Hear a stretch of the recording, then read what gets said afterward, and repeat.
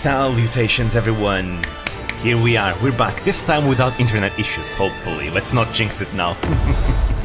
Anyways, this time for real, we'll march and liberate the capital for good. Well, not quite for good, there's gonna be a lot of stuff going down in the capital in the future, but we should be able to take it today. In-game we have 2 years left. Wait, no, that's not one. There we go. In-game we have 2 years left, I think.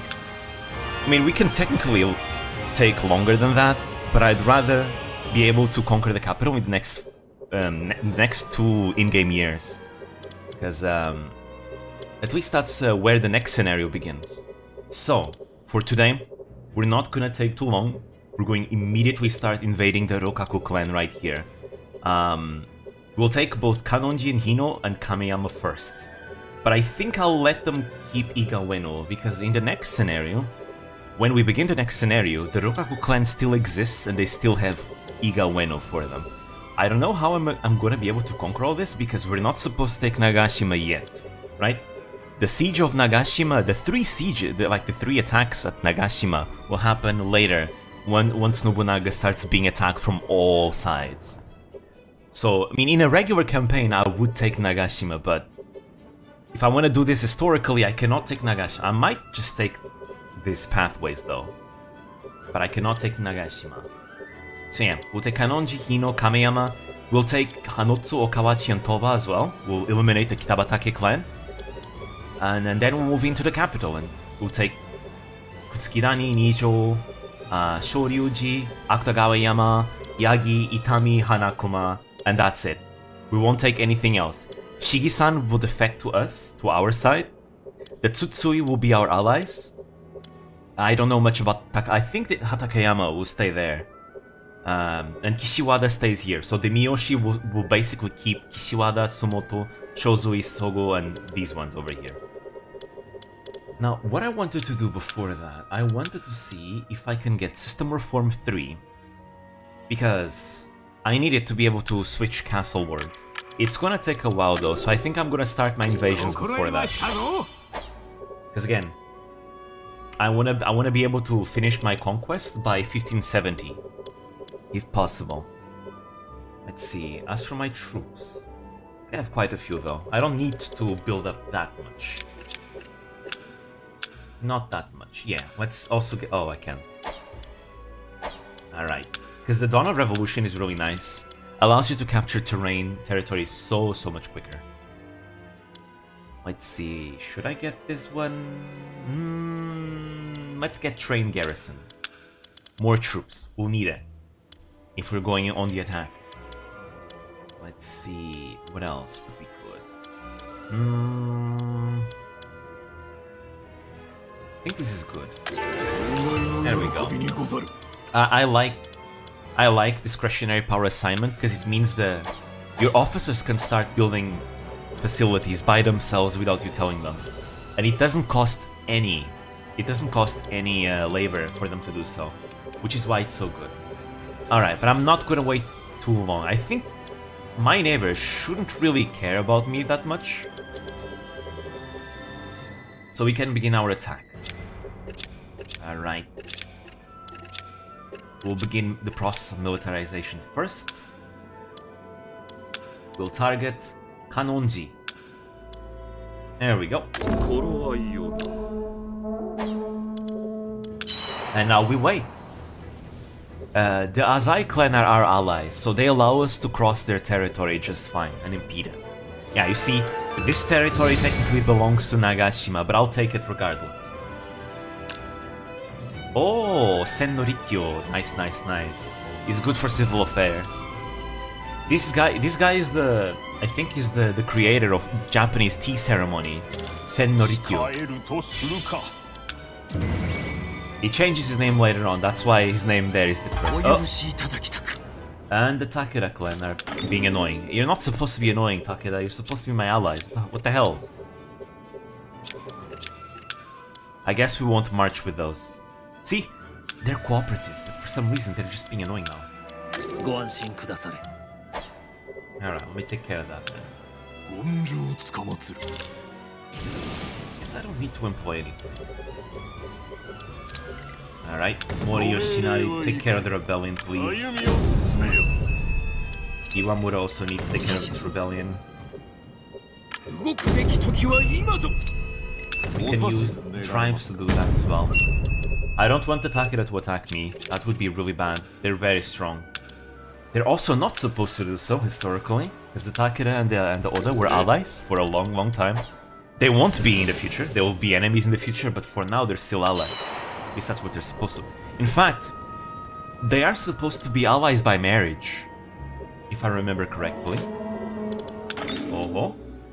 Okay, stuff is happening in the Takeda clan. Let's see. I mean, so long as the Takeda are fighting the Hojo and the Wesugi, I don't think we have to worry about them attacking me.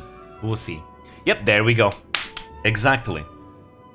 The 3-clan alliance ends. We're gonna see the Hojo and the Takeda finally go to war against each other. The death of Imagawa Yoshimoto caused a great disturbance in the Kōsō-sun alliance. Lacking confidence in the clan's successor, Ujizane, Shingen began planning to invade Imagawa territory. Grief over the death of Shingen's eldest son, Yoshinobu, was still fresh. Yoshinobu, who had become relatives with Imagawa through marriage, had even carried their insignia on his banner. But none of this stopped the Takeda army from marching into Suruga. Shingen of the Takeda expressed a desire to split the dominion of Suruga with us. How dare he! Send him a message telling him to withdraw his soldiers immediately. But Shingen is unlikely to comply, in which case we should consider severing our ties with the Takeda. Yes, but we'd be in a dire situation making enemies of both the Takeda and the Wesugi clans. Preventing this was the whole reason for establishing the Kōsō-sun alliance. In that case, we'll just have to make enemies with only one of them. Are you suggesting we make peace with the Wesugi? I've been considering it for a while now. Ujikuni, how have things progressed with them? Ever since we considered on the subject of the Kanto Kanrei, Terutora has been willing to lend us an ear.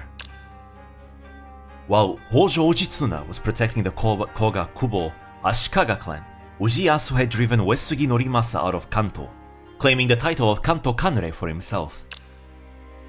However, Uesugi Terutora was officially given the title by Norimasa when the former became leader of the Uesugi clan. So long as the Hojo clan continued to declare themselves Kanrei, peace negotiations would remain impossible. That position is nothing but a fancy set of words. Uesugi Terutora can have it. Continue our talks with him. War with the Takeda is sure to commence straight away. Shingen will prove a formidable opponent than Terutora. No, prove more formidable an opponent than Terutora. Tsuneshige, Ujiteru, you must be prepared for the worst. I understand. I say let me at them. I could use a bit of action. Although, let's just say that the Takeda will prove far more than they could chew.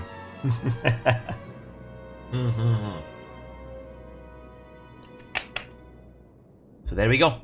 The Hojo and Takeda alliance is gone. It's gonna be an all-out war. Yep, the Takeda are already marching into Suruga. Anyways, more stuff happening in the Takeda clan. Pledge between Takeda and Tokugawa. I think we saw these two streams ago, but it wasn't supposed to happen that soon. One day, Anayama Nobutada, a chief retainer of the Takeda clan, paid an abrupt visit to Tokugawa Ieyasu in his castle. An alliance? Pray tell what for? Should go without saying. Our two clans can surround the Imagawa. Together we could lay our respective claims to Suruga and Totomi. I understand the situation differently. Have the Takeda and Imagawa clans not been long allies? Further, the wife of Lord Yoshinobu, your clan's successor, comes from the Imagawa. This is true, but you must understand the Imagawa have been on the decline ever since the battle at Okehazama. My clan leader, Lord Takeda Shingen, has long ago lost confidence in Imagawa Ujizane. You can't be serious. Furthermore, Lord Yoshinobu has committed suicide and his wife was returned to the Imagawa.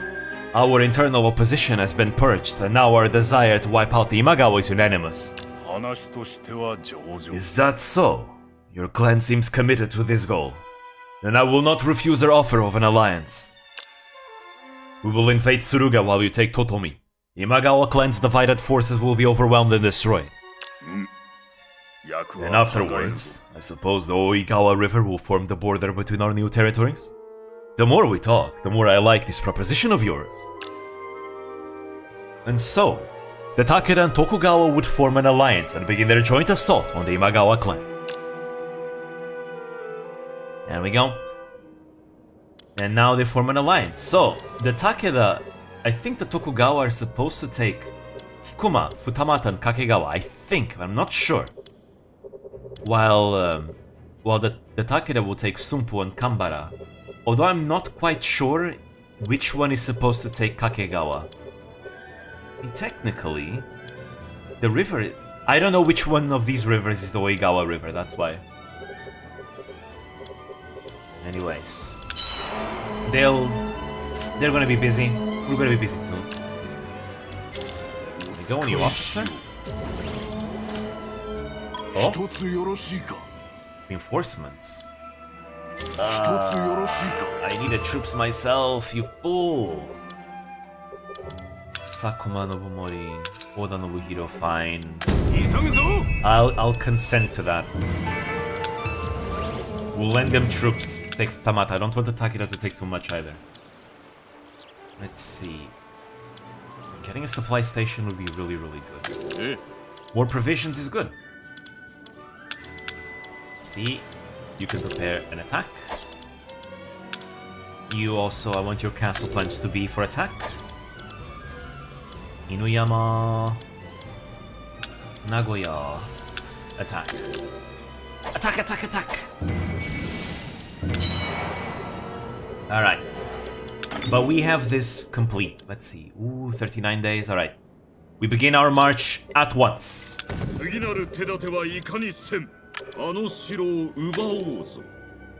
Not worry, I, Kicho, shall take care of things in your absence. Thank you for seeing me off. You keep hold of that dagger and never let it go. The dagger that was meant to kill Nobunaga himself. Alright, here we go. Itetsu Inaba, march. Oda Nobukane, march. Let's see, who else? Are the troops at Inuyama ready? They are. Ikeda Tsuneyoki is one of Nobunaga's childhood friends. You can go too. Ando Morinari, march. I'd like to ask help from the Azai, but I'm not sure. Yeah, I don't have anything with them, unfortunately. Oh well, that's fine. They can protect my territory in case something happens. Oh right, let's not forget the tribes. The tribes can also help us.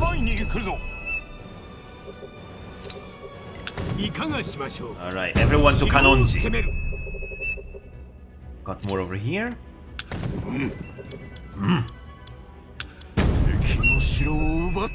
That all? I think that's all. I'm not gonna bring these ones yet. They're not done militarizing yet. There's still like rebellions going on and all that.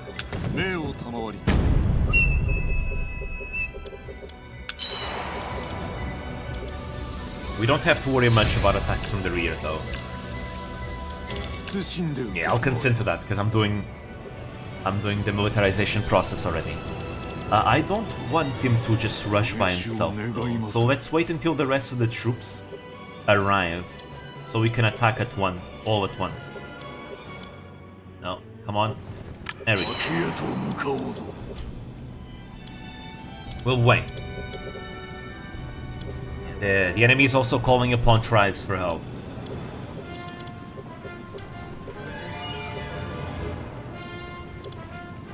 Alright, there we go.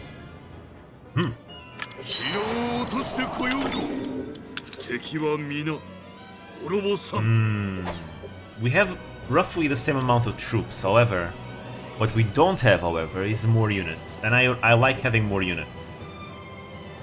I think it would be wiser to just wait.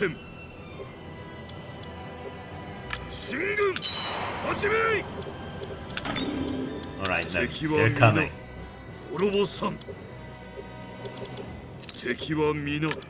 No, retreat. No, retreat you too.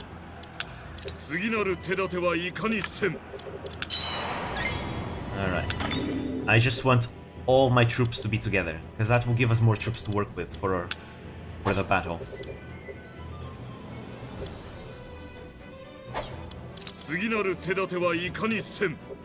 Right.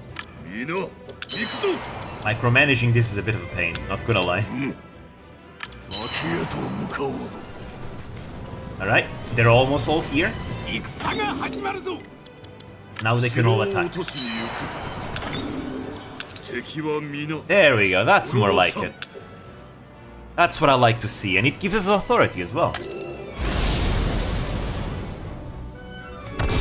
Kyōto Takaharu.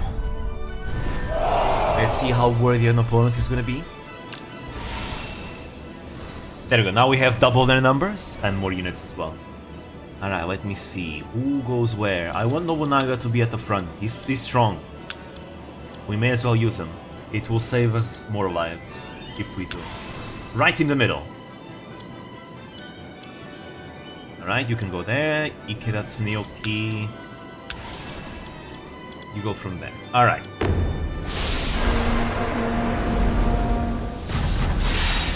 Greetings, ladies and gentlemen. Hello, mighty. Salutations. Our march to Kyoto has begun. I wanna conquer Kyoto in 2 years. Where are we today? Wait, am I? Huh. Thought I had started at the same time I always do. But yeah, I wanted to stream yesterday, but my internet wasn't doing too good because my router, the router that I have connected by cable, just stopped working. But I got a new one. So my connection should be stable now. Maybe that was why I was having so many internet issues in the past. It could have been because of the router starting to, not work anymore. Alright, Nobukane. Actually, no, there's no need for us to engage in combat just yet. We'll wait until the other troops catch up so we can pincer the enemy.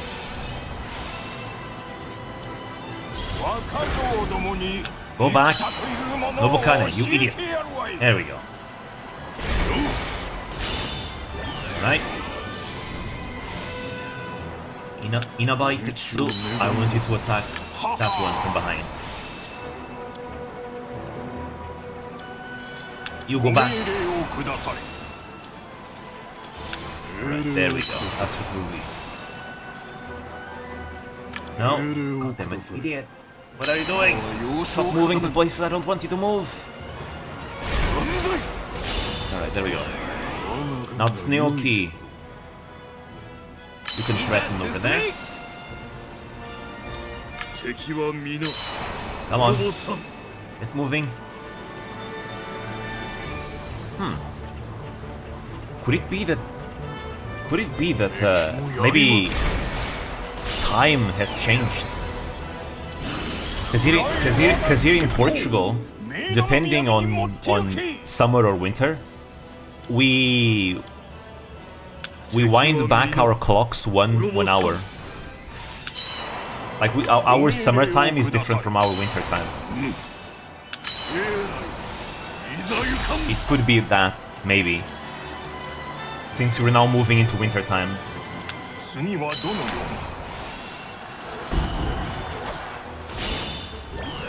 we go. We don't need to care much about them anymore. Just take the points. Let them take the key points. We'll take the disengagement points. And we'll win without suffering losses.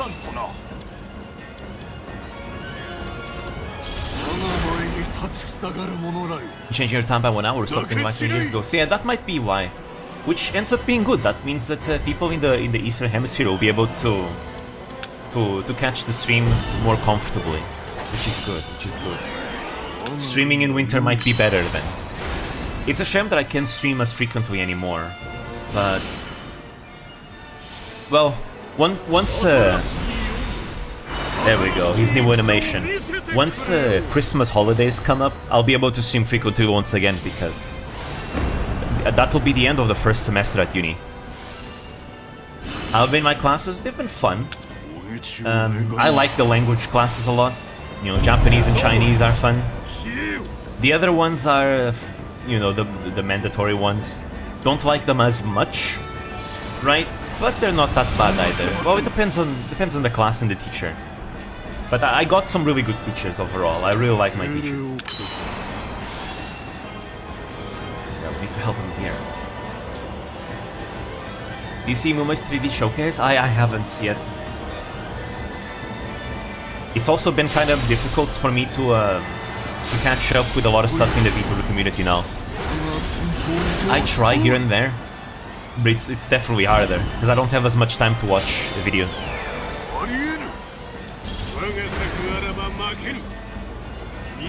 There we go, come on, go. Are there like any major events going on?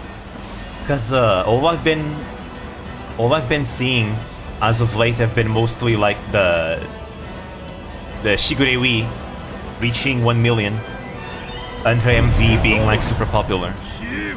As I've also been watching some clips of Regloss, but I haven't seen that much about Regloss yet. I haven't watched their debuts, for example. It is getting dangerous, but we'll destroy their points first. We don't need that. That's a waste. Just get the points. There we go. Nothing big happens? Alright. Honestly, that's not a bad thing. That's not a bad thing, because it means things are peaceful.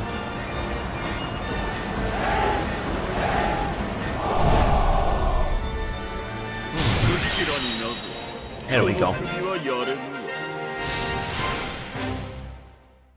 And just like that, we managed to get a victory while conserving most of our troops, which is good. We didn't kill that many, but because we won the battle and we're gonna get an authority proc right now, the enemy is gonna have to pull back anyway, so... There we go. Witness my authority. It shall be felt all the way to the heavens.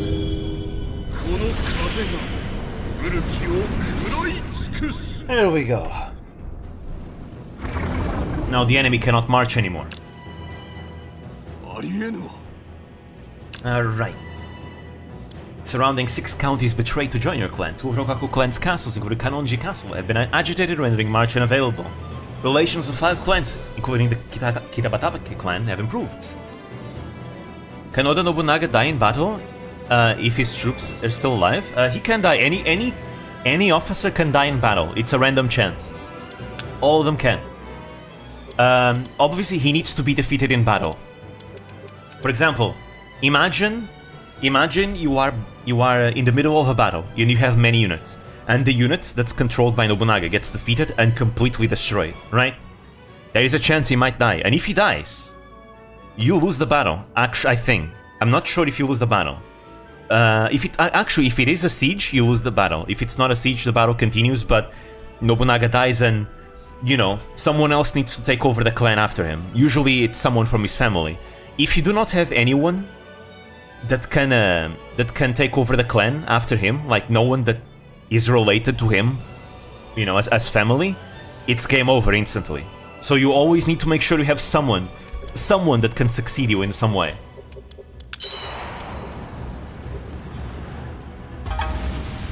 God, the attack that. Ugh. Anyways, we'll take Kanonji now. But yeah, which adds a cool layer of strategy. And there's also, like, in the options of the game, you can even like dictate like the death rate. Let me see. The death rate. It's not here right now. Okay, it's not here yet. But there is an option outside of this that allows you to set the death rate to be even higher. I am planning to do that for season 2 of the VTuber campaigns. I think it could be fun. I want you to go over here. We'll take Kanonji. The enemy cannot march. We destroyed their troops, and thanks to our authority proc, they cannot march anyways. So all we have to do is storm the castle. Alright. Let's build more stuff here. Kyōto is a good castle, so... There we go. Come on. In fact, I think the chance to kill an enemy is even higher if you surround the enemy. Sometimes you might capture an enemy instead, sometimes they might survive but may sustain grievous injuries. A grievous injuries makes the enemy like... it lowers their stats for a while. Oh. Oh, you're coming out, are you? Rokkaku Jote.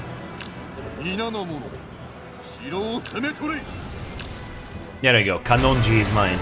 This will be a very important spot in the future, because Kanonji is going to be dismantled, and this will be where Nobunaga will build the Azuchi Castle, which is going to be his greatest castle ever. But that's in the future, it's not now yet. There we go, join me. Join me. I'll bestow you a domain. Maybe. Actually, no, I won't. Wait. Yeah. Snail key. Wait, he's marching. I can't do that. Okay, but we have time here. We have a spot here. Alright. Everyone gets honor from that victory. Yeah, the Tokai region. I know. We're not gonna conquer the Tokai region, though. That's inaccurate. Historically inaccurate. Pereso didn't get 1 million subscribers. Yeah, I saw before the stream, but she managed to get like 3,000 already in this stream. I think. No, we won't go back home. We'll continue our march. We march upon Hino.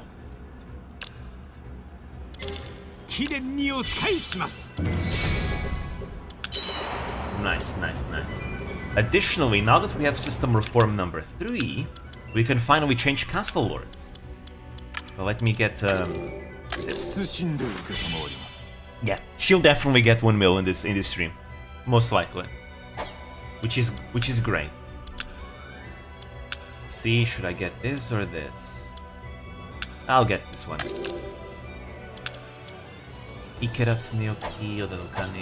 That's fine. I really want to take Igaweno, but I'm not going to take Igaweno because, again, the next scenario begins and they still have Igaweno, so we're not supposed to take it yet. There we go. Clip. Alright, you can go. I'm not going to execute anyone because I don't remember who I should. No, we're not going to take Igaweno, we're going to take Kameyama. Go! Alright, let's see what's in here. Ujiyasu's Fox Hunt. Ah! I think we saw this... this event 2 streams ago, but I'll read it again. One summer night, Ujiyasu was enjoying a cool night with his family up in a tall castle. I hear something. Foxes, I think. Unusual for them to be like this in the summer. Yes, foxes are known to be quiet in the summer. I only hope it is not a bad omen. No, don't say things like that. Yes, you're right. What about this then? Ujiyasu is said to have recited the following poem. In the summertime, the foxes too cry along, with cicadas covering themselves in shells, as our robes cover ourselves. Clueless. A fine poem, father. I don't get it. The use of cicadas and their shells invokes the season of summer, but are juxtaposed with the ominous fox as symbol of the winter. Right, I still don't get it, but at least they're quiet now. Even so, I only hope they did not cast a curse on father. There really is no end to your worrying, is there? Hojo Ujiyasu was not only a man of the sword, but also of the pen. As he was known for writing waka poems, it is also said that he owned the Azuma Kagami, a historical text of the Kamakura shogunate. As such, Ujiyasu was hailed as a man of many talents. There is a continuation up to this tale. After Ujiyasu's death, Ujimasa, who was so worried about the fox's curse, built the Hojo Inari Shrine. It is said that the frog stone, which appropriately resembles a fox, present at the shrine will croak if Odawara is ever in danger. Then I wonder if that croak stone will croak when Hideyoshi in the future will invade Odawara. We shall see. Anyways, we continue our march. So, cool thing about Nobunaga, his ability allows you to just take territory instantly, which makes conquests really fast. See? Just like that. Boom. Instance. It's the dynast ability of this. Boom. Instant. Right, there we go. And every time he takes territory, he is stronger. Because it's part of his Demon King ability. We can expand market over here. More money!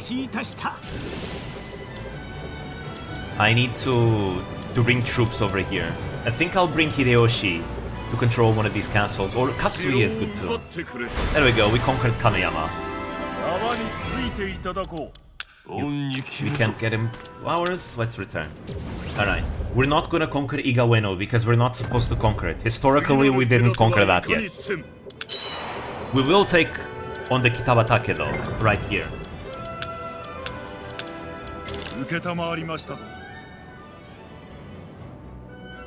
Oh, the Tsutsui? Oh! It's fine. Let the Miyoshi come. Let the Miyoshi come. The Miyoshi do not like what I'm doing. Alright, help me here. I can also request... We've already done that. Forced conscription. Yeah, that sounds good. Let's do that. Can I negotiate a truce somehow? Although if I could beat them here, though, it would make them very weak. Alright, first things first, I need someone to actually go here. I trust Shibata Katsuie. He's very, very strong. And in control of Hino, Takigawa Kazumasu. He's good too. Mori Yoshinari. A lot of these are marching though, that's the problem. Alright, can I do it now? I really need troops. Quick. Landholders, landholder. God damn it. Most of them are still playing around. Okay, Kinoshita Tokichiro though. I need someone good. Hino is not the best castle ever though. That's why I don't want to put my best ones there. I guess you're good.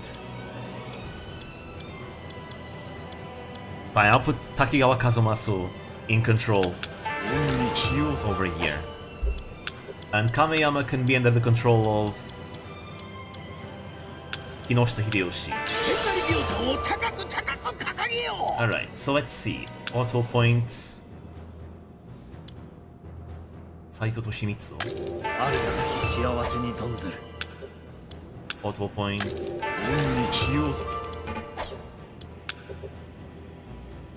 Bald people. Put bald people. Bald people always good at holding castles. Most people are bald here, but because they shave their heads. Okay. Iwanaga Hide. I need more people here to help him. Hidetaka Kawajiri. You'll give him the immovable trait.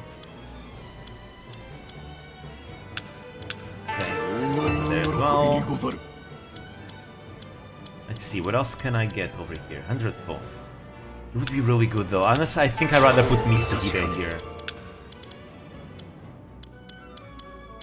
Let's see. On the offensive, hot-blooded. I want my best, some of my best ones here. There we go. That's level 5 traits. Yasuke will be here like 2 years before Nobunaga's death. So not yet. There's still like we still need to wait like around 10 years until Yasuke appears. But there will be an event with him. Let's see. Yeah, he is in the game. Yes. He usually is in every single Nobunaga's ambition. Let's see. William Adams, Miura Anjin is also in the game. Let's see. I guess we'll wait for the time being. We really need to defend this place somehow. It's kind of annoying because I already sent my troops back and now they're gonna have to take a while until they return back so I can send them again. So this is gonna suck. It's gonna suck balls. We'll make it work though.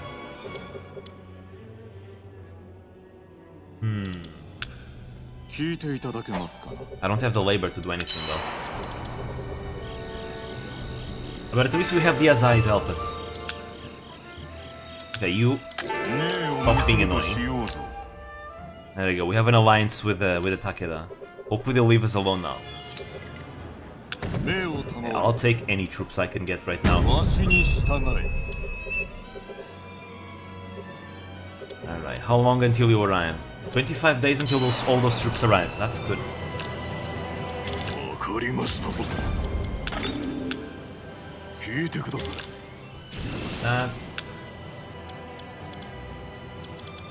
Let's see, what can I get? Discretionary power assignment, standing army.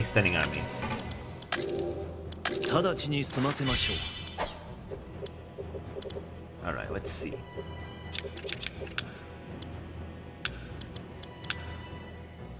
Sufficient labor, right. But hopefully with the forced conscription we can get troops quickly. Nice! It's not much, but it's something. It will definitely help a lot. Let's get the tribes on our side.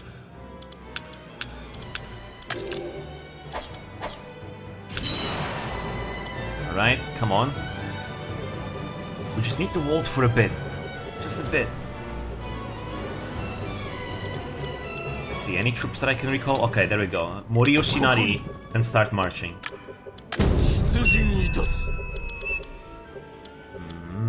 Not yet, not yet. You will suffice. Best friend boy from Twitch got 700k subscribers today. Who? Who are you talking about? Is it I actually have no idea, I'm clueless. Filion. Oh! Huh. I really need to learn more about Filion. I've seen a few clips, just a few. And seem to be very funny, so I need to watch more. I need troops myself, my dude. It's a meme? Oh.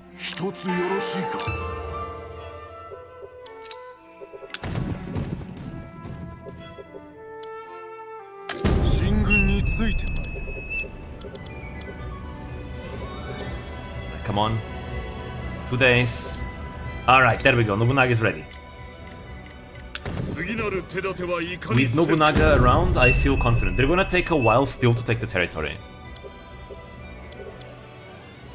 Even Urusama calls her a boy. The opposite of Tamaki, where people think Tamaki is a girl. Alright, let's see. Iosu. Nobunaga doesn't have many provisions though.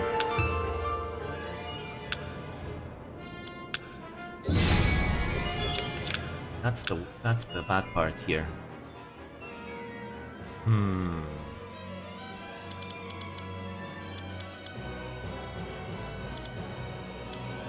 There's so many things I want right now. Yeah, I'm very happy for Wii. She's been She's been a VTuber for a long time now. She's a veteran. So it's nice to finally see her reach 1 mil. Yep. True, that's another point, yeah. She's an indie. Which makes it even like more of an impressive achievement. Get over there. Just need Nobunaga's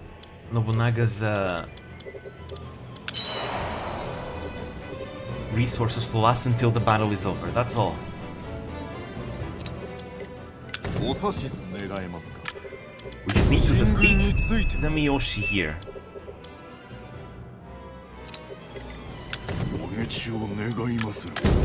Right, let's see, anyone else I can call upon? I don't think I can.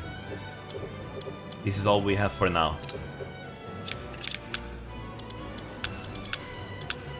Right, you start preparing troops. You too. Alright, let's see, what can I do?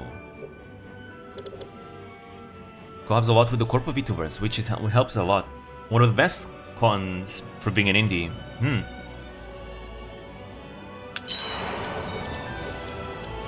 I only today realized that Tamaki helped her with the narration of her original song. Okay, that's not gonna last forever. I really need to fight right now.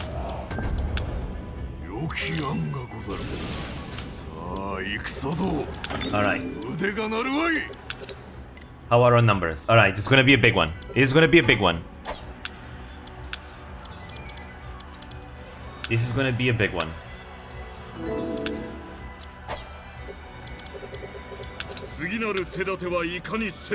Alright, but if we can win this battle, this is going to be insanely huge. It's a strong authority. Did you see the latest Pyrocynical video? I don't... That's a creator I've heard about, but I've never watched that creator. What kind of content does he make? Conrad is voice acting scenes there.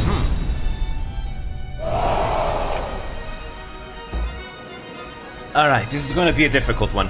We technically have more troops than they do, but they have more units than we do. It's gonna be a big one. Our numerical advantage is clear, but the officer Matsunaga Izahide is known for their intellect. We'll be in trouble if their tactics throw us into disorder. Yeah, Izahide is strong. Let's see, where is he? Yeah, there he is. Matsunaga Izahide. He's a strong one. We also have Araki Murashige, who's also pretty decently strong. But those are like the two greatest threats in their army. It's Matsunaga Izahide and Araki Murashige. Alright, let's see. Now keep in mind that the enemy has more reinforcements coming. There's these 8 units, but there's 4 more units that will be coming after I defeat the ones in here. Alright. But fortunately I have the help of my allies, the Azai clan. Look, Azai Nagamasa is here. He's part of our allies. Okay, let's see. Who goes where? We need to take over this high ground. So I want Nobunaga to definitely go there. He needs to take that. We need to take this. This is gonna be a prolonged fight. But I also need some of my tankiest units to hold my base. So I think I'm gonna keep Itetsu Inaba over here. Because he's tanky. He can hold the enemy for a while. Who else can I put there? Azai Nagamasa? But I want Nagamasa is really strong though. I want him in the front. Oda Nobuhiro could take that. No, Sakuma Nobumori will be it. There we go. Inaba Itetsu and Sakuma Nobumori will be the ones to defend our base from here. From our disengagement point, I mean. Meanwhile, Nobunaga is gonna go right in front. We're gonna take this. We need this. Mori Yoshinari has a lot of attack too. So he can support Nobunaga. Yeah. Right here. Nagamasa is going right into the center. He's going to be followed by the others over here.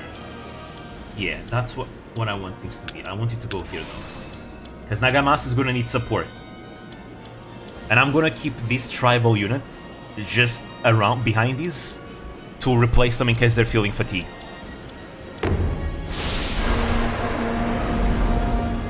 Alright. Alright. Itetsu Inaba over here. Sakuma Nobumori over here. Toyama Tomokatsu, I want you to go over here. So you can replace either of them in case they're tired. Azai Nagamasa, right in the middle over here. He's gonna be followed by Oda Nobuhiro. He's gonna go through here. Nobunaga, I want Nobunaga to take the high ground. Yeah, and Morio Shinari will come with them. Through here. Akao Kyotsuna of the Azai can hold territory over here. Actually, to be preferable if we could take this position, because that way we can cut off the enemy from coming here.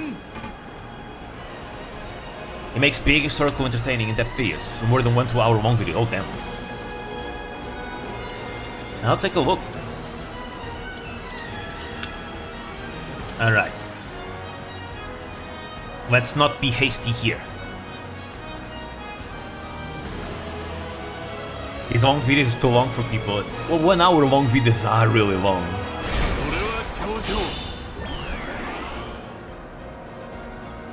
Usually I tend to watch longer videos like that if they're the type of video I can put on the background while doing something else. Alright, Itetsu Inaba gets the first blood. Right?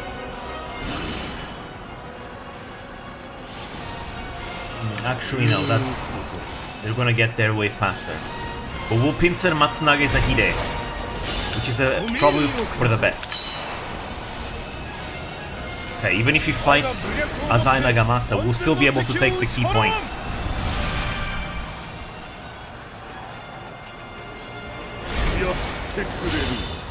Alright. We got the high ground. We can start bombarding them with arrows. There we go. We hold the terrain at least. Let's hope Morio Shinari can take the enemy here just fine. He's strong though. I think he can hold.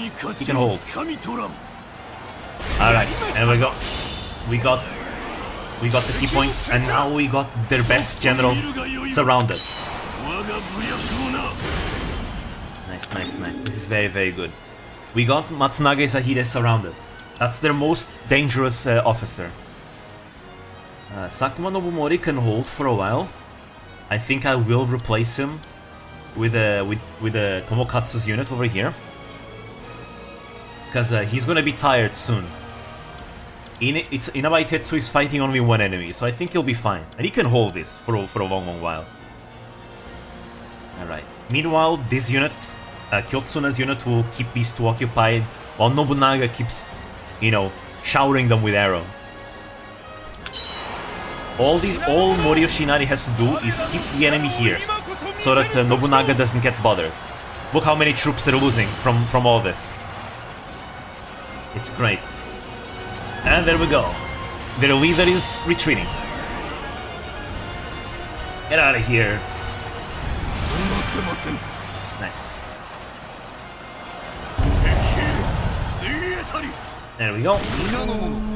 Okay, the Tsutsui troops have arrived. Okay, but here's why taking this is important. So you see Morio Shinari has half fatigue, right? Half fatigued.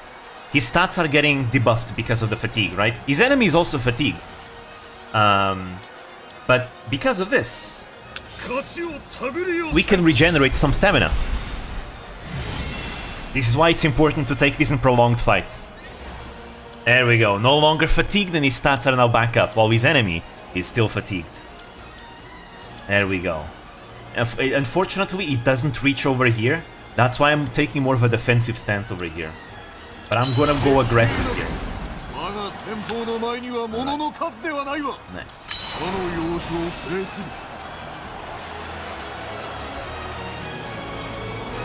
Alright. Destroyed. more enemy reinforcements. But that's fine. Nobunaga can now help Mori Yoshinari. Ooh, okay, never mind. He needs help.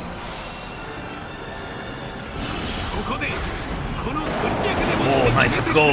Nobunaga's muskets! Uh-oh. Uh-oh. That's not good. Ah!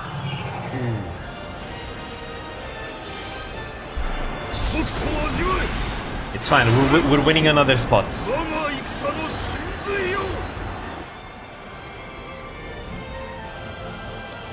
The enemy is being smart. Look. The enemy is being smart. They're rotating their tired units with fresh ones. I want to do that too, but I don't have enough troops to do that.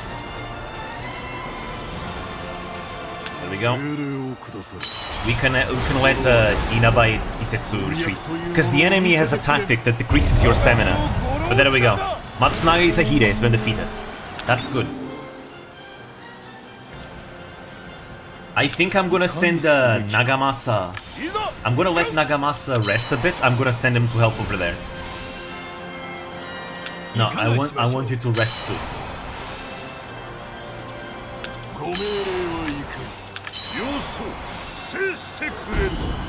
Alright, there we go. Let's start threatening the enemy positions. Because they're really pushing out their offensive here. Okay, they're pulling back. Just a little bit more, Nobumori. Now, fortunately, Nobumori has an ability that if he gets defeated, he massively reduces the enemy's speed. Hope no thief is gonna show up and salvage his treasure chest. Alright, I think that's the last of the enemy reinforcements, though. You can go.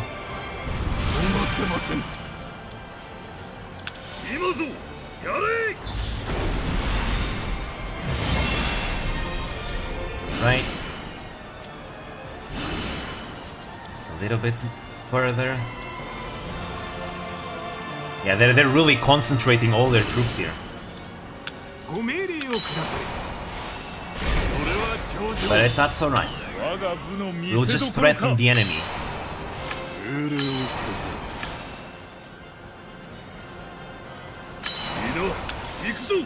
I'm gonna send some reinforcements though.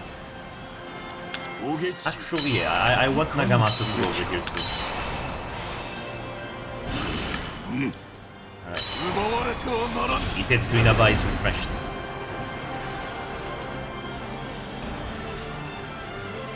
Yeah, there we go. See, now that it's being forced to bring some troops over there. Our morale is really high too. They're not gonna last long.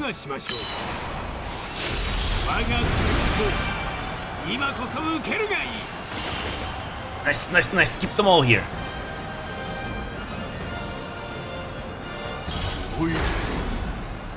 We're about to win. We just need a little bit more. Want Mori Yoshinari to over here. There we go. That's another one down. And Nobunaga will attack from here. It will force them to pull back for sure.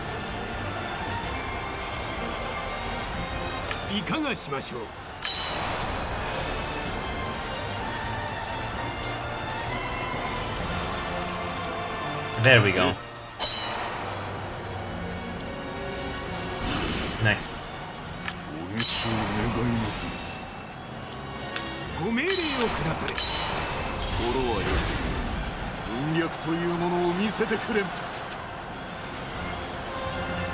Nice, nice. You can speak through the battle now.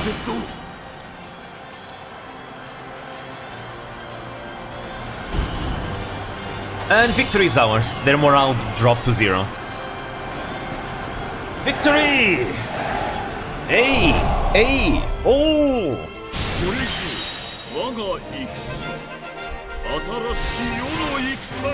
Okay, that was a very good victory. Look at the casualties. Mwah. We only lost a few. They lost far more than I did. That's a great victory. That's a strong authority victory, because they had so many units, so many reinforcements. Nice, nice, nice, nice. Now witness my authority! Reach the highest reaches of heaven! Boom! If I was on the offensive though, that would mean I would like take 5 castles for free, just like that. Their entire army has been crushed. The surrounding 8 counties betray to join your clan. 9 of the Miyoshi clan's castles, including Kishiwada Castle, have been agitated, rendering march unavailable. Miyoshi clan units in authority range have retreated. Relations with 33 clans, including the Asakura clan, have improved. Vassal degree with 5 tribes, including the Ohara tribe, have increased. Retainer officer loyalty has temporarily increased. That's how good this victory was. It gives us so many good things. Nice. That was such a good victory. These are the most fun ones to win. Alright.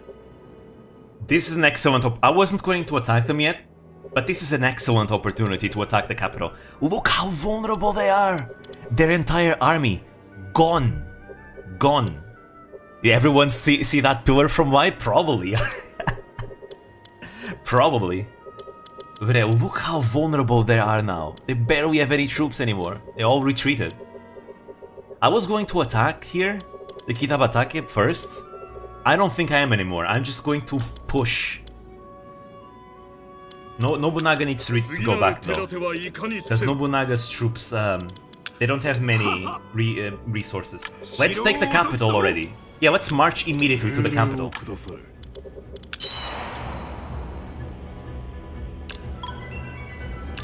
Thank you for the help, Azai clan. Tsukirani, all of you, I want you to take Shoryuji.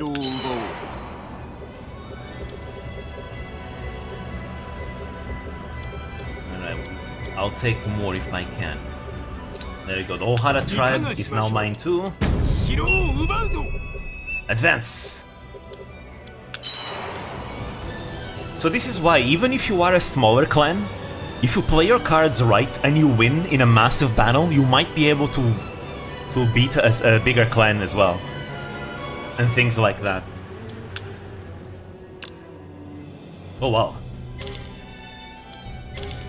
That's 3... Wait, what the hell? You're not supposed to be with me. You're my enemy. This is Saito Tatsuoki. Is the grandson of Saito Dosan, the one we fought to take territory now. Historically, he never joins us, so I'm gonna say no.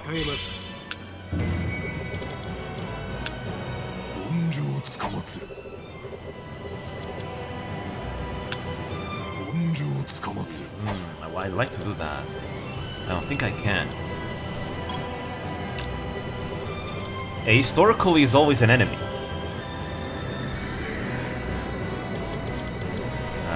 Your provisions are not gonna last. An army marches on its stomach, as they say. And that is very much true for this game. See,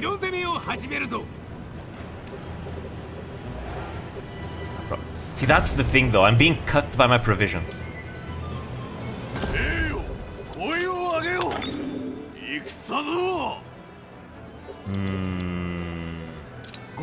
Storm the castle. Yeah, look, everyone has like red provision. God damn it.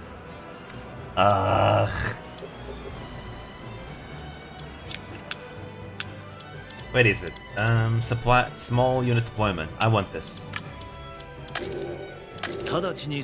It will increase our days of provisions by 10. Which we need. Okay, that's Naoki. You're good.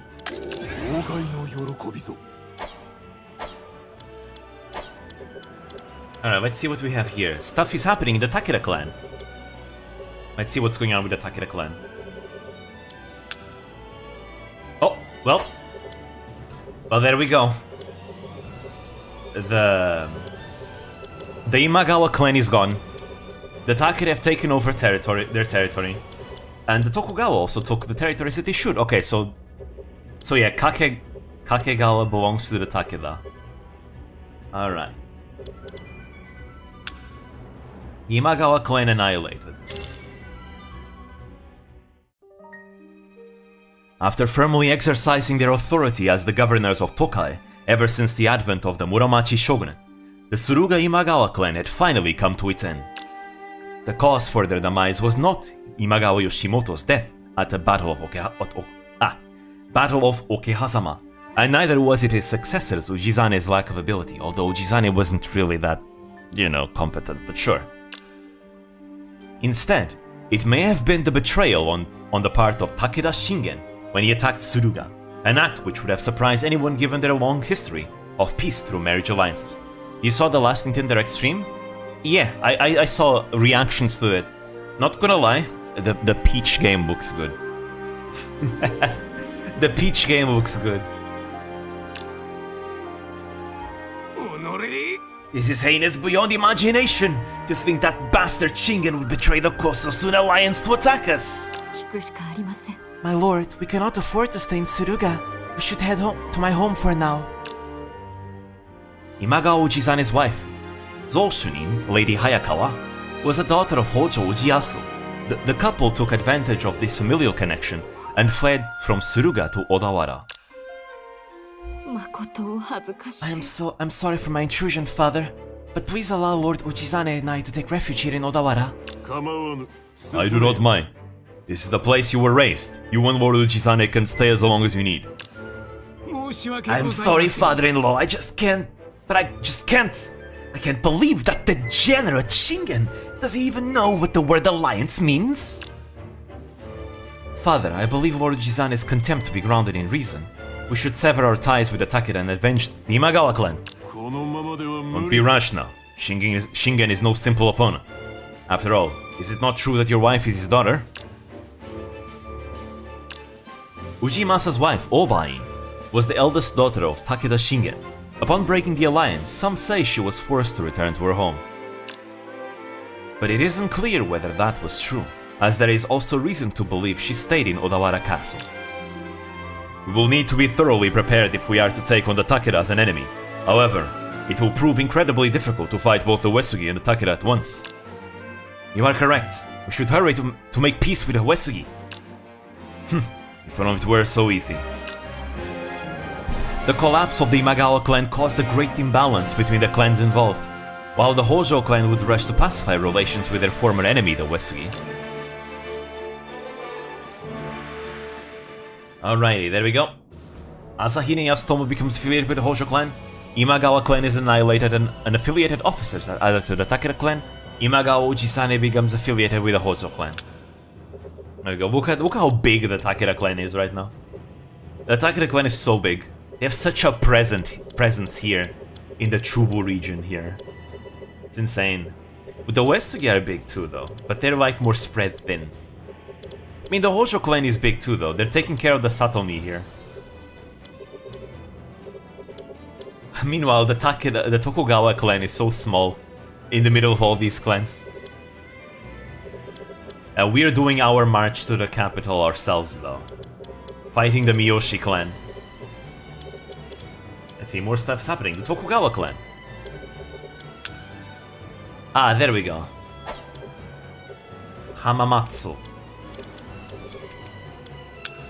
Name change to Hamamatsu Castle.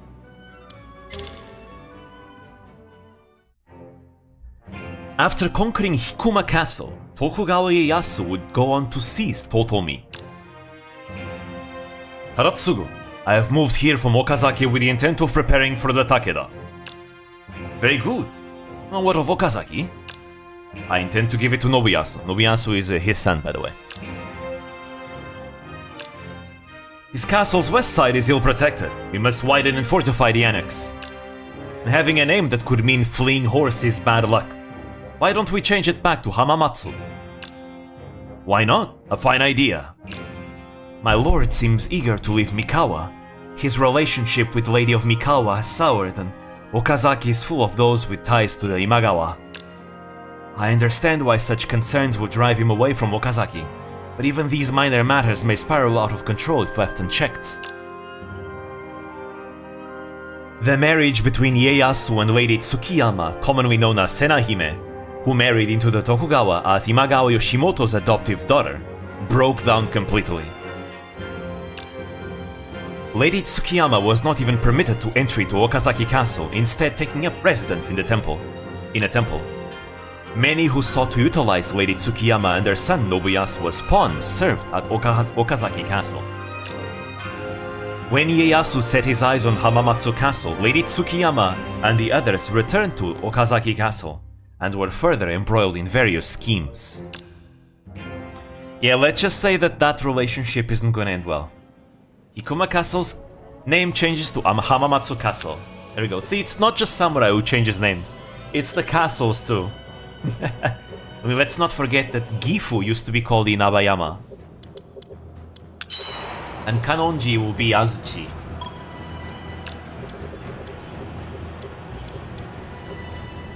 Yeah, this is not gonna end well. Yep, we're already losing here. Because yeah, there we go. That guy stopped changing his nickname yet? Who? Do you mean Terutora here? Nah, he's still gonna change his name one more time. Right now he's called Uesugi Terutora, but he's gonna change his name to Uesugi Kenshin in the future. Let's see. Ooh, your things are back to full. Yeah, I have so many troops here, but it doesn't mean anything because I don't have any provisions. The provisions only last me for 13 days. Okay, but Katsuye has enough provisions for us to take Tsukidani though. I will take Tsukidani. Let's take Kino too while we're at it.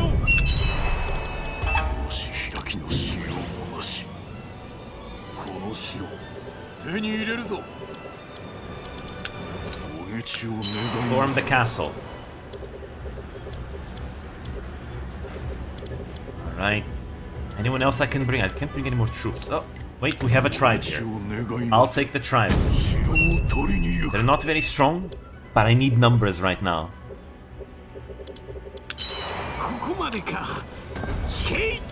Our provisions are cooking us so hard.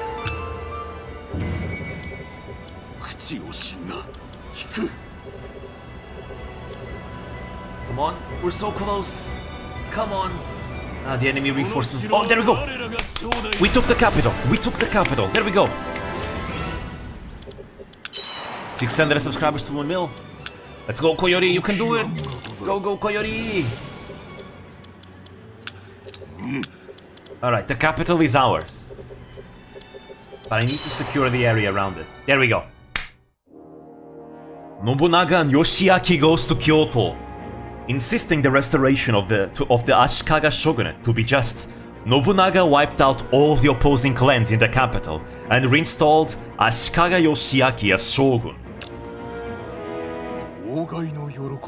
Which city is Nijo? Nijo is the name of the palace, of Nijo Palace. It's Kyoto.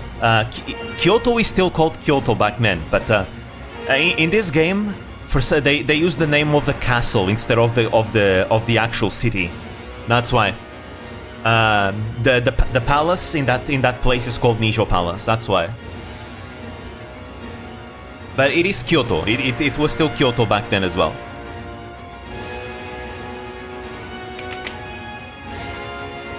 Lord Nobunaga, words cannot express the gratitude I hold. As a token of my appreciation, I must offer you the position of Senior Kanere. I am grateful for the offer, but I am unworthy of such a prestigious role. And what say you to adjutant? Again, I am honored, but I lack the competence for this too. Then, what is it that this man could possibly desire? I would be content to have authorized fief over Owari, Mino, and Izumi. Is that all? Are your desires truly so small? The Miyoshi clan currently resides in Izumi, but I accept your request. You may consider it yours for the taking.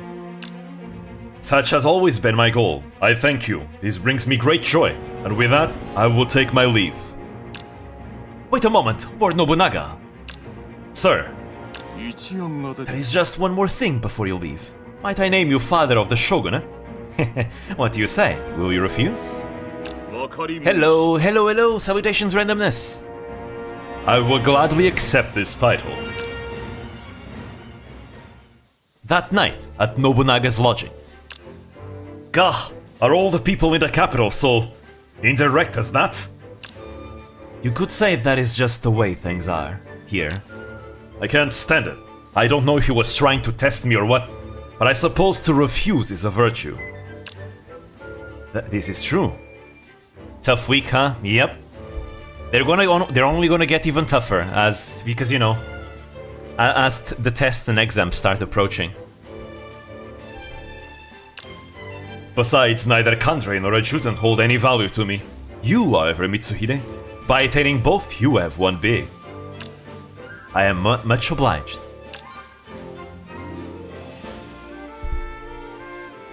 There we go. The Miyoshi clan divides. After Miyoshi Nagayoshi's death, his position was inherited by Miyoshi Yoshitsugu, but the leading figures of the Miyoshi trio had seized his authority, weakening the clan's unity. This was hardly a surprise as Nagayoshi's younger brothers, the Miyoshi trio, and Nagayoshi's attendant, Matsunage Zahide, had long looked upon each other with enmity. Nagayoshi had been the pillar holding the Miyoshi clan together despite its fractured structure, but when Yoshitsugu became leader, that structure came crumbling down, and the internal feuding grew ever more fierce. Those three have acted like uncivilized degenerates ever since Lord Nagayoshi's passing. I can't stand it any longer, and Lord Yoshitsugu is much too timid. I may have pledged loyalty to him after Lord Nagayoshi's death, but this just cannot persist any longer. Should Yoshitsugu prove incapable, you must lead the Miyoshi clan. But there is a man striving to take a position equal to that once held by Lord Nagayoshi when he ruled over the capital. He yearns for authority surpassing the shogun. Oda Nobunaga. A man possesses a talent equal to that of Lord Nagayoshi. I might do well to join his ranks. My reputation as a crook and villain may serve me well here. I'll prop those three up against Oda Nobunaga. Won't that make for a grand show? Izahide's plan was to pull Miyoshi Yoshitsugu away from the Miyoshi trio and individually surrender to Oda Nobunaga. My name is Matsunage Izahide. I am very grateful to you for permitting this meeting. Ah, so you're Hisahide. You stole your clan's leadership, burned down a great Buddha, and killed the shogun, yes? You are quite an interesting fellow. I am honored to receive such praise. However, rumors tend to exaggerate. What? Are you saying you didn't do any of those things? How disappointing. Well, smoke does not rise where there is not a flame. All that aside, I am here to make an important request for an acquaintance. Here, a token of my sincerity. Is that the 99 Kadi? How did you know I desired this? You have a keen eye. Yes, I knew you were special. I know what you desire. Yamato is yours for the taking. You may do as you please. Understood. You have my thanks. Izahide delivered Miyoshi Yoshitsugu into Nobunaga's keeping, and formed his own clan as a vassal of Nobunaga Chigisan Castle. I have taken Lord Yoshitsugu out of the reach of those three, and secured his safety. My obligation to Lord Nagayoshi is complete. But I will carry on what he started, using my connection with Nobunaga to do as I please.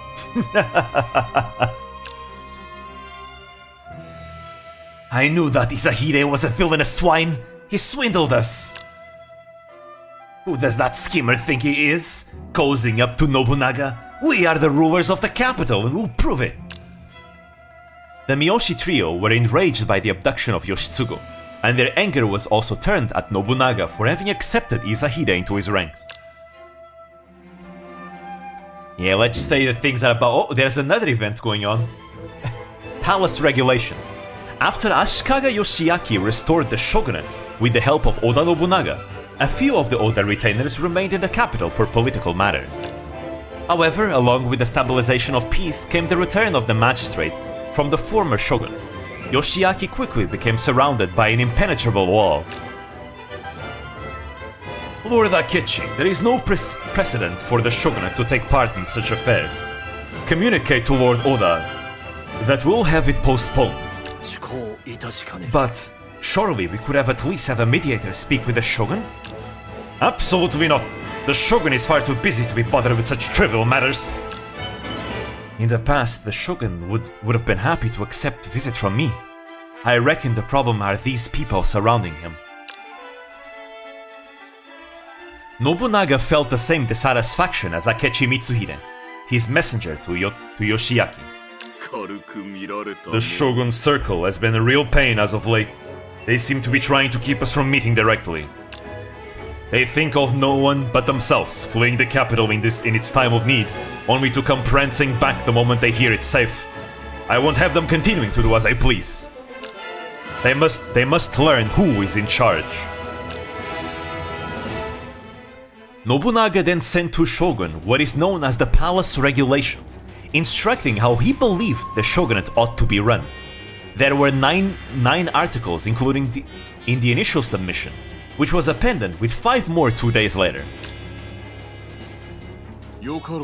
Very well, I find these regulations sent by Lord Oda reasonable enough. I will be adding my signature as approval. But Lord Oda is neither kandre nor adjutant to the shogun. What right does he have to prescribe us such guidelines? Don't be so harsh. The shogunate would have never been restored were it not for Lord Nobunaga. We ought to be sensitive to his requests. Well, I suppose so. It's better not spell the end for us, though. Yoshiaki confirmed to these guidelines set in the palace regulations, showing no evidence of a conflict between him and Nobunaga. However, the attendants surrounding Yoshiaki were unchanging in their vested interests, and there was a growing discord between them and the Oda clan's retainers. Yeah, let's just say that this is the spark that's gonna... Oh boy, that's so much stuff. Alright, let me drink some water. Alright, here we go. Strap in, guys. Officers change affiliations. Ishiki Fujinaga becomes affiliated with the Oda clan. Odate Yoshizane becomes affiliated with the Oda clan. Ogasawara Nagatoki becomes affiliated with the Oda clan. Ogasawara Sadatane becomes affiliated with the Oda clan. Kyogoku Takayoshi becomes affiliated with the Oda clan. Kusunoki Masatora becomes affiliated with the Oda clan. Naito Joan becomes affiliated with the Oda clan. Ninagawa Chikanaga becomes affiliated with the Oda clan. Hosokawa Akimoto becomes affiliated with the Oda clan. Hosokawa Fujikata becomes affiliated with the Oda clan. Matsui Yasuyuki becomes affiliated with the Oda clan. Mitsubuchi Harukazu becomes affiliated with the Oda clan. Yanagisawa Motomasa becomes affiliated with the Oda clan. Wakusoze becomes affiliated with the Oda clan. Wada Koremasa becomes affiliated with the Oda clan. Setsu Harukado becomes affiliated with the Oda clan. Ashikaga clan daimyo Ashikaga Yoshiaki is formed. Ashikaga Yoshiaki is appointed as Seitai Shogun. The following clans form alliances: Oda clan and Ashikaga clan, 120 months. Whew. The Miyoshi clan divides. Matsunaga clan daimyo Matsunaga Izahide is formed. The Matsunaga clan becomes a vassal of the Oda clan. Miyoshi Nagayuki succeeds Miyoshi Yoshitsugu as daimyo. Officers change affiliations. Miyoshi Yoshitsugu becomes affiliated with the Oda clan. Araki Motokyo becomes affiliated with the Oda clan. Araki Murashige becomes affiliated with the Oda clan. Ikeda Tomomasa becomes affiliated with the Oda clan. Kinoshita Shigetakata becomes affiliated with the Oda clan. Nakagawa Kiyohide becomes affiliated with the Oda clan. Oda Nobunaga acquires the 99 Kadi. And there we go. Whew. There we go. And as you can see, Nijo is here. It belongs to the Shogun. The Shogunate has been restored, finally. Here we have the Ashikaga Shogunate once again. And as you can see, the Matsunaga clan is here. They're our vassals. They now belong to us. Let's see if we can get the Tsutsui to be our allies, because they are supposed to be our allies. Yeah. When we're almost taking over this. Alright. There we go. Shoryuji is ours as well. You may return. We don't have the provisions to keep going. Let's see if I can, however, become friends with the Tsutsu. Ah, they acknowledge your clan strength. There we go. Why can't I do it? Are we at war? Oh, they've submitted? Oh, what the hell? They're vassals of the Miyoshi clan. Yeah, I can't do that then. That's a shame. Alright, I need someone to come here to Shoryuji. Who will be the one to take over Shoryuji? This is very much in the front lines. I need someone strong. Honestly, I kind of want to bring Lord Mori Yoshinari here. You take care of it. Oh, to a point. Omakase kudasai. I'm gonna bring someone else. Hideyoshi? I'm very tempted. Kameyama is a very good castle though, and I want him in Kameyama because I'm gonna conquer these 3 territories over here as well. This is a very good castle. Shoryuji is not that good of a castle, it's only good enough. That's why I want to keep Hideyoshi in a very good castle. Let's see, but I want someone else to take over this, so I think I'm gonna bring... Yes, Sakuma Morimasa is good. He's a good fighter. Alright. We can... There we go. Attack. We need to build up our troops a bit, though. More than that, we need provisions. We really, really need provisions. We're in a very bad spot because of provisions. Like, look, Gifu has a lot of troops, but only 27 days of provisions. Okay, what do we want here? Oh, there we go. Kutsukidani is mine. We can't recruit this one. He can go. No, you still have enough provisions. So I'm gonna march him into Akutagawa Yama. He still has enough provisions to do that after all. Alright, but with this we have the Omi region. The Omi is completely ours. Let's see... Sasa Narimasa is good too. Yeah, he's good, look at that. Auto points... Yeah. It's more important to have officers at the front. But the Honganji are being annoying now. I really need the tribes to be under my control. Bodyguard formation is good. I'll get bodyguard formation. Wait, I don't have much money though. No, that's not a good idea. Let's not do that then. Let's see, I can... There we go. Araki Murashige. He's a good officer.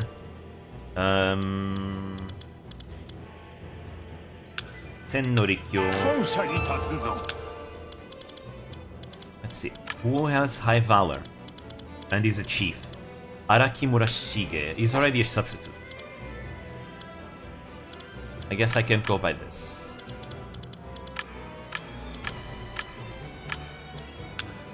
We'll just put them all in there. Because this way, they'll start building up honor.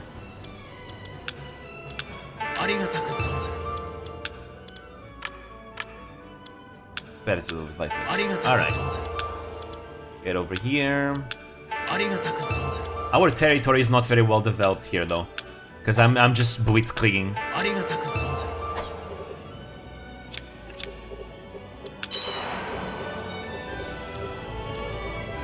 What loyalty the stats gives? Like if you become weaker, it betrays you. If enemy loyalty is lower, yes, they can betray you. Like an enemy clan can just like start having talks, secret talks with that officer, and they may and that officer may just leave you. Sometimes, if that person with low loyalty is in charge of a clan that's bordering an enemy clan, they can even like take the full castle with them and betray you and take the castle too, which is really bad when that happens. Sometimes multiple officers betray you. Sometimes officers can just leave you on their own. Like sometimes they're like not happy and they will leave you, and you might have an opportunity to maybe negotiate ways for them to stay. Sometimes there are cases where an officer is like, hey, I don't like this, but I'm willing to stay if you expel this other officer that I don't like. Things like that can happen. It's fun. So you want to keep loyalty high. To make sure... And also, sometimes they have like yellow loyalty. Yellow loyalty, they will not betray you yet, but they become susceptible to rumor. So if the enemy clan decides to like spread a rumor, they will believe that rumor and that will lower their loyalty with you. So yeah, fake news. You can weaponize fake news in this game.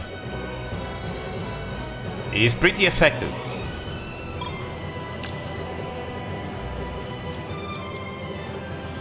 Alright. Just pick them here. Cannot control those? Oh, you're saying?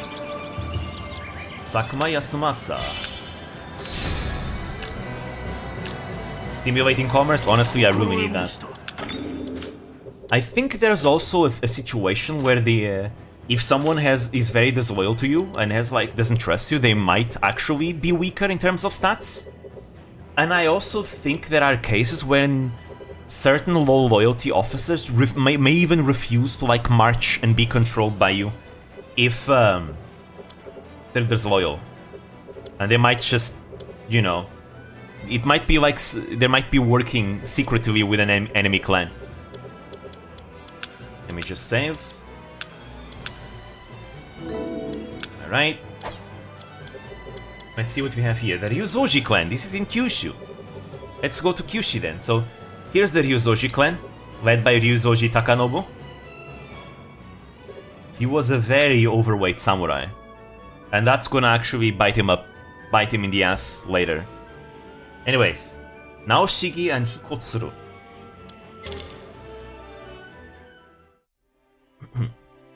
The Ryuzoji clan war strategist Nabeshima Naoshige was well supported by his beloved wife Hikotsuru Hime. She's cute. Can someone just like, nah, you kinda dumb, go independent and not join any clan? Yes, they might just be a Ronin, for example. And if they are Ronin, they can maybe find employment in any clan, right? But they might not necessarily stay in that clan if they really don't like it. But yeah, she's cute. I like her. The tale of their romantic beginning would later be passed down through the generations. During a triumphant return home from a battle, Naoshige first met Hikotsuru at Iimoroyama Castle. Hey, where's the food? If I knew it was going to take them this long, I would have gone straight home. My lord, I'm sure the kitchen is scrambling to make their preparations after unexpected arrival. I will go check on them. As suspected, the female lieutenants were flustered at having to suddenly serve such a large number of hungry soldiers. Everyone, please calm down. We have plenty of sardines for everyone here. If we divide up our task, we can finish everything in a timely manner. Koyori did it? Let's go! Koyori did it! Not cat, not fox, I'm Coyote! Always end with Koyo. That woman. I can see you're struggling with the sardines there. Let me take over the frying. There's no reason to panic. Just cook everything in order like any other situation. We all just need to keep calm. What's intellect and form? Look at how she keeps the other attendants under control even while working the fish herself. And under such a heavy demand too. You, Paige, tell me. Who is that there giving the commands to all the attendants? That is Hikotsuru, the daughter of Ishii Tsunenobu. Tsunenobu Ishii. She was once married to Lord Notomi Nobuzumi, but is now widowed after his death on the battlefield. Oh, which means she's living on her own then. Enamored of this quick-witted woman, who could manage her team so well under pressure, Naoshige would later formally propose to wed. It was a marriage born of love. Oh, wait. Give me just a moment. Someone is calling me. Just a moment. Just a moment. Wait.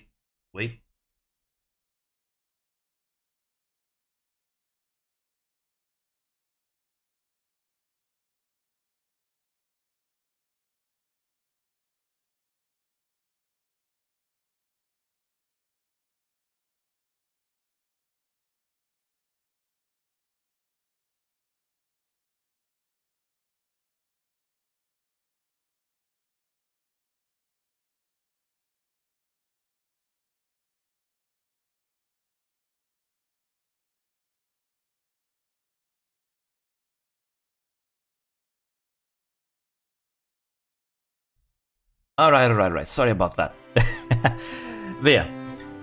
Where was I? Ah, there we go. It was a marriage born out of love. Zero, stop calling it while he's streaming, bro. It's not Zero.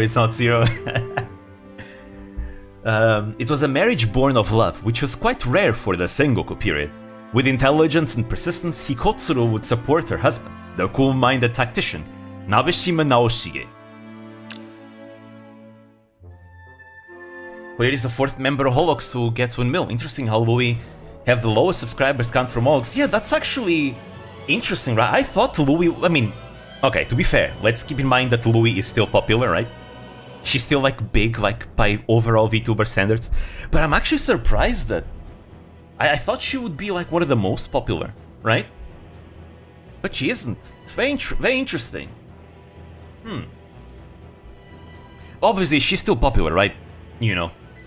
Whole life standards are very high. So, she's still, like, by all means, very, very popular.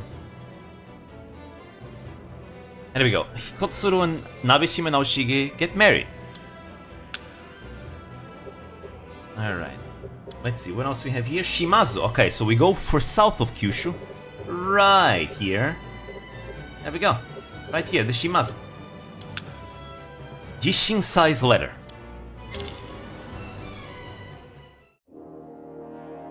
The man who restored the Shimazu clan was Shimazu Jishinsai.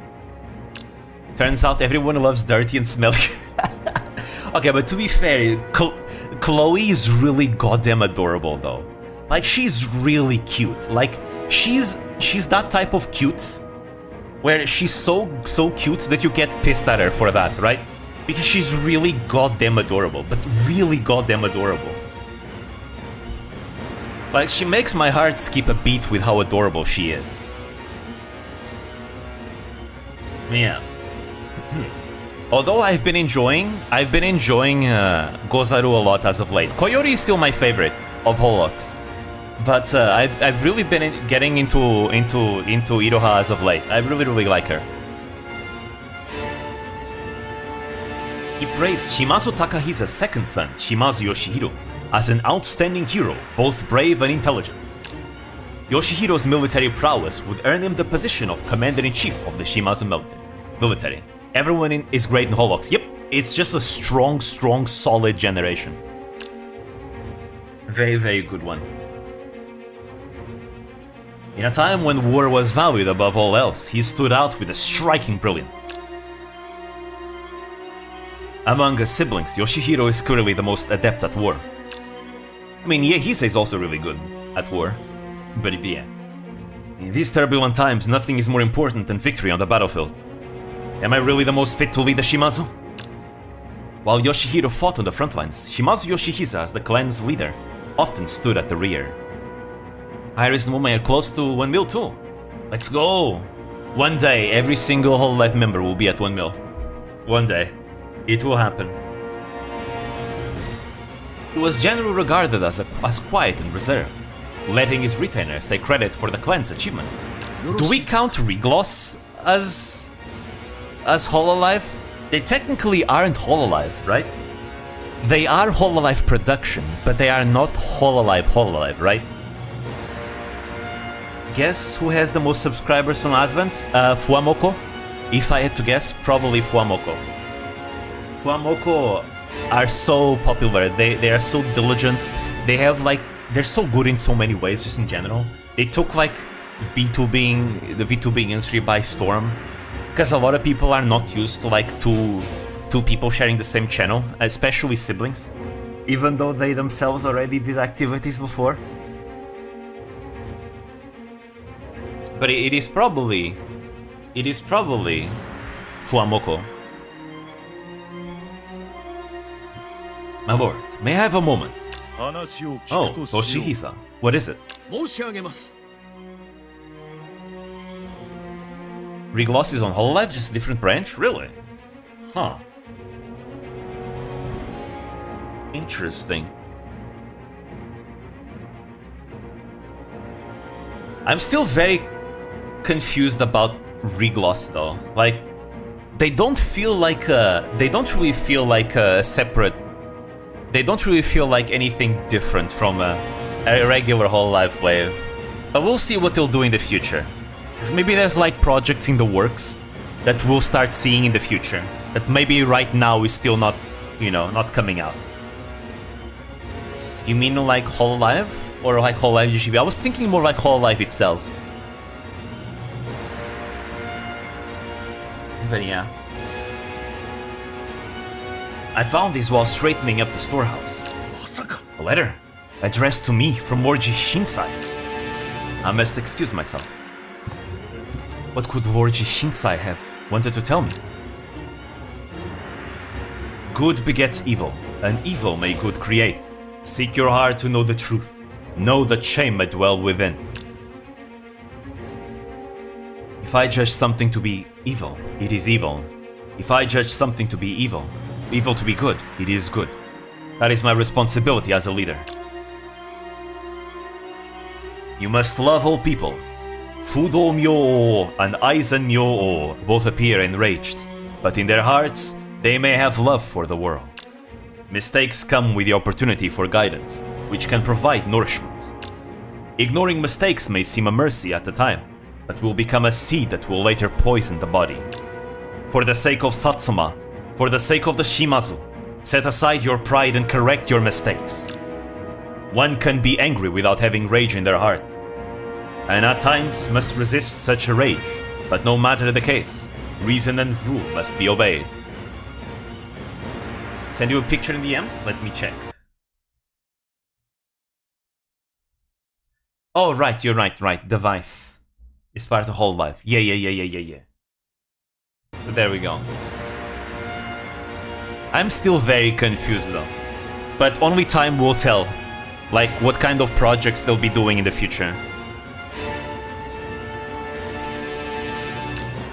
Possess a kind heart, which does not bring harm to others. Display strength, which does not hesitate to right mistakes. This is what true compassion is. Yoshihiro is a straightforward man. He lives and fights by the impulses of his heart. This is fine. But you, Yoshihisa, are the only man capable of ruling the three states with the true compassion. Right now, Rigloss is doing the same activities as regular in Hololive. Yeah. I think they will start showing their differences when they get their 3D models. Potentially, yeah. Only time will tell. We'll have to wait and see. Then that would mean that they would get their 3D models sooner. Then again, technically the requirement for a 3D model is just 100k subs, which every single Hololive member passes immediately, so there we go. Which we'll get very soon. Yep, pretty much everyone that debuts in Hololive will get their 3D models, because they all get 100k. And 100k is like the requirement Hololive gives them. But yeah. Thank you, Lord Jishinsai. Your words have given me strength. Shimazu Jishinsai's evaluation of Shimazu Yoshihisa was as follows. Yoshihisa is a man who possesses virtue and intelligence, worthy of ruling the three states. He was prepared to sacrifice himself for his clan at any given moment. Only a man like that could follow in the footsteps of Jishinsai as leader of the Shimazu. Until the end of his days, Shimazu Yoshihiro, a warrior of rare talent whose bravery would be known throughout the land, also said this of his older brother. It is an honor beyond what I deserve to have been born the younger brother of Lord Yoshihisa. There we go. The Shimazu stand united. Alright, more stuff about the Shimazu. Shimazu's deep desire.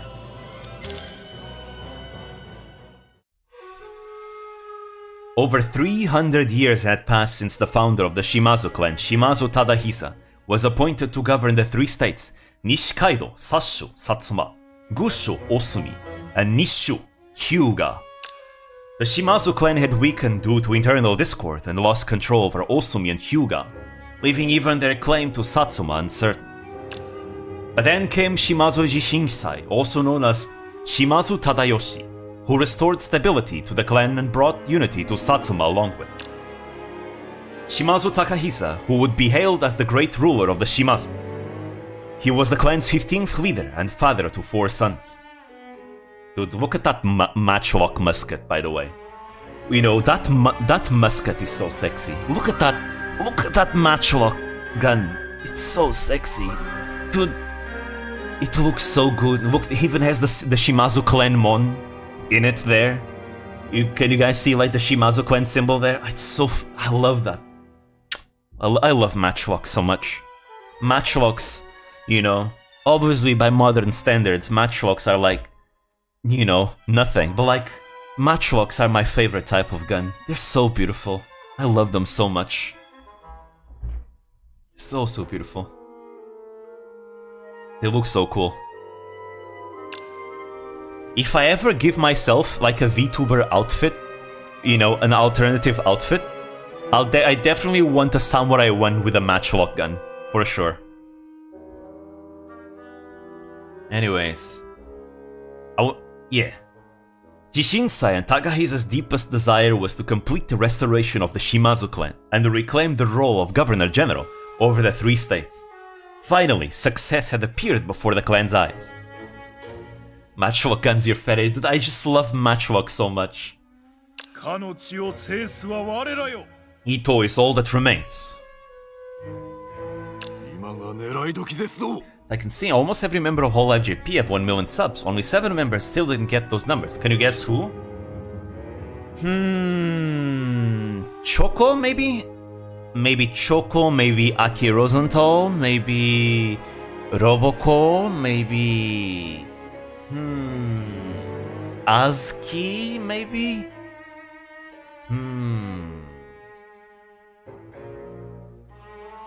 Maybe Luna as well, if I had to guess.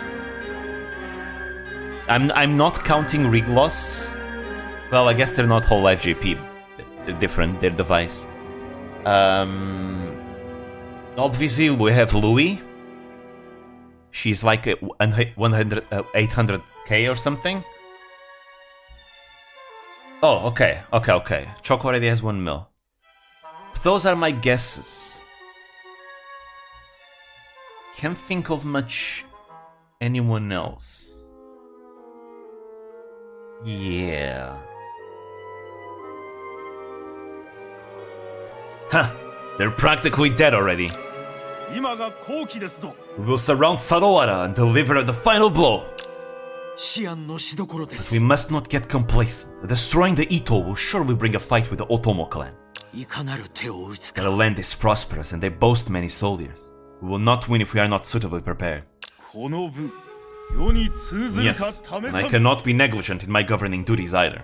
We should continue to prepare until we have the strength to guarantee victory against the Otomo. Only then will we march to Hyuga. Right. Understood. Shimazu Yoshihisa was the eldest son of Shimazu Takahisa. Roboko, Asuki, Mel, Aki, Luna, and Louis Iroha. Oh, okay. Mel was the one that I thought I had in my mind. Okay, and then Iroha. Alright. I got most of them right, though.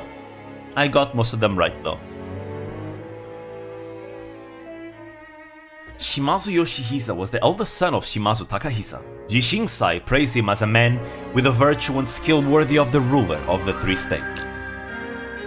His younger brother, Shimazu Yoshihiro, was lauded as an outstanding hero, both brave and intelligent. The next brother, Shimazu Toshihisa, was said to be discerning like no other, displaying an unerring sense of judgment.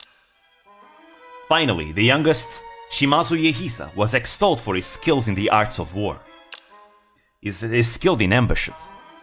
The Shimazu overall were very good at warfare. They were very good at making luring tactics, luring the enemies into traps and ambushing them and all that.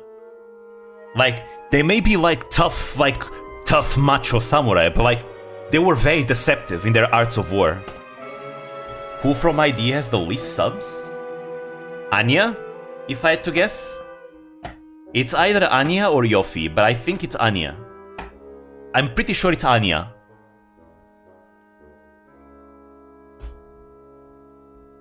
Anyway, with these talents and skills, the 4 brothers would endeavor to fulfill the deepest desire of the Shimazu clan. Anya and... Really? Kyla too? Huh, that's surprising. Maybe maybe my perception is being shifted by how many clips I get recommended of Kyla now. Because I've been watching a lot of Kyla clips ever since I started, you know, watching more.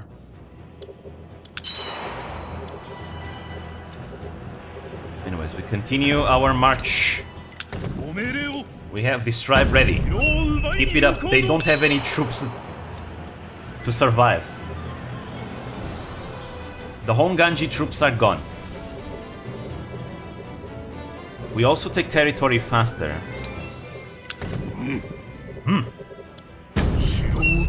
I want all tribes to go.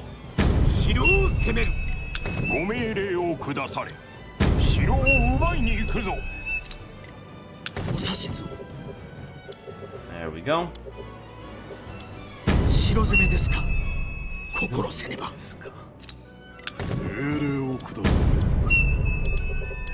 Let's take all that while my troops are still recovering.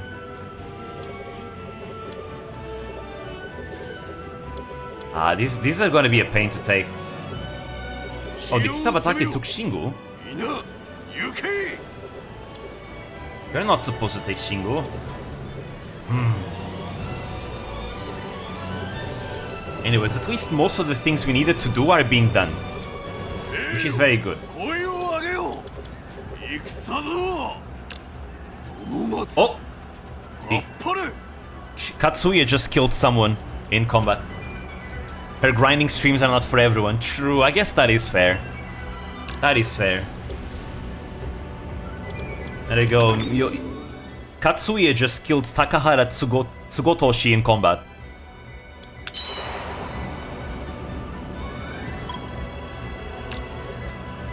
Alright, take them over there. Akutagawa Yama is almost ours. But yeah, I cannot control this battle because the daimyo, Nobunaga, is not here. Only the leader of the clan can start field battles. Otherwise, it's automatic. Unless it's a siege battle. Siege battles you can always control. But... oh, there we go. Akutagawa Yama is ours. We need to take Itami and Hanakuma. Still. Did you hear Pekora announce her first solo concert? Oh, actually I didn't. I did see that Pekora was like doing like a big stream. I didn't see that. I mean, dude, this really is the year of the rabbit, huh? I feel kinda bad though for one reason. It's the year of the rabbit. I wanted to do a special Pekora video, right? And I have been working on it for a while, but now with university having begun, I don't think I can finish that video this year. I just can't. Unfortunately. I'm still gonna finish it and you know, upload it, but I don't think it's gonna be this year, unfortunately. That's a shame. Because the video is gonna be kinda long. Oh wow, one soldier. Okay, we can't really hold. That's awesome though. I'm so happy for Pekora, she's really come so far. Just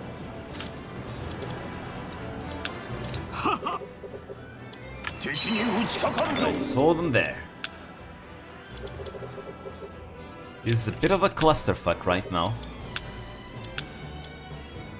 Let's see, who can I bring over here? Hori Onamasa. I guess I could transfer someone else. Ikeda Tsuneoki.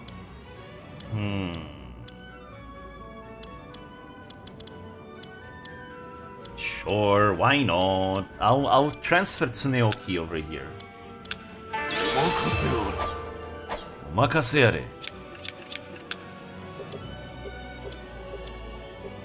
Let's see, and I can give Niwa to someone else, like you. Let's see, Hojo clan. Okay, is it what I think it is? Are they finally going to fight the Takeda clan directly? I think it is. If she gets that outfit from the announcement, it will be wow. Oh, another one. Another outfit. She got like, what, 2 outfits this year already? Hell yeah, dude. Go get it, Pekora. Send picture in DM. Let me see. Oh, that looks gorgeous. Oh, I hope she does. I really hope she gets that outfit. That's gorgeous. That is really, really gorgeous. He deserves it. She's been killing it this year. Absolutely killing it. It looks amazing. Oh, Fujiyasu is older now. Formation of the Etsuso Alliance. Ah, there we go. The Uesugi and the Hojo will make peace now. Hojo clan, Odawara Castle. By the way, father, how did the alliance talks go with the Uesugi? Allow me to answer that, brother. Uesugi Terutora was generally cooperative. Fujiyasu is a GG now. Uesugi Terutora was generally cooperative. He agreed to form an alliance on one condition. Which is? He has no heirs, therefore he requested that we send one of us to be adopted into his clan. Adoption? Sounds more like he desires a hostage. You're not thinking of sending me, are you? I mean, you can't. I'm father's heir. Without me, the Hojo clan would simply dissolve. Calm down. No one here has even alluded to sending you. However, the other children who've come of age have already taken last names of the Kanto area. Only one left is the youngest, Saburo. Brother, are you suggesting that I be sent to the Uesugi? Saburo, for the sake of destroying the Takeda, no. For the safety of Kanto, will you take this responsibility, please? Ugh. At first, Saburo was reluctant to be sent to the Uesugi, but he was eventually persuaded by his older brother, Ujimasa, and agreed to go. And thus, inspired as a countermeasure against their hypothetical enemy, Takeda Shingen, the Hojo attempted to form an alliance with the Uesugi. There we go. Hojo Saburo's succession as Kagetora. So yeah, Saburo is gonna change his name. He's gonna take the first name that Uesugi Terutora had ever had. So, Nagao Kagetora. Well, okay, he's still called Uesugi, I suppose. Uesugi Kagetora. The Hojo clan and the Uesugi clan together had formed the Etsuso Alliance. Hojo Ujimasa and Kakizaka Kageye were to exchange their sons as hostages to help ensure mutual compliance. Hojo Ujimasa refused. So Ujiyasu's seventh son, Hojo Saburo, was sent to Echigo instead. Not much is known about Saburo, but it is said he was the most handsome man in the 3 states. It is a great pleasure to be in your presence. I am Saburo, son of Hojo Ujiyasu. Oh, you don't say. Kagekatsu is the other adopted son of Terutora, by the way. You certainly have a striking appearance. From here on, you will be known as Kagetora. Eh? What? Being given Uesugi Terutora's first name was a generous welcome that neither Saburo nor any other member of the clan could have expected. This is an incredible honor, but what would inspire you to show me such extreme kindness? Until you are rightfully rewarded, your heart's desire shall be a great boon to the Uesugi. My heart's desire? Indeed, the Hojo have abandoned you, despite your being born with their name. Echigo is your new home. You will spend the rest of your life here, devoting your full self with utmost passion to the Uesugi. In other words, because this place is where you will ultimately die, your life must be compensated with my name.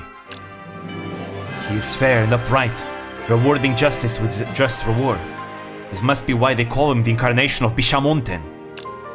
It is just as he says. I did come here prepared to spend the rest of my days here.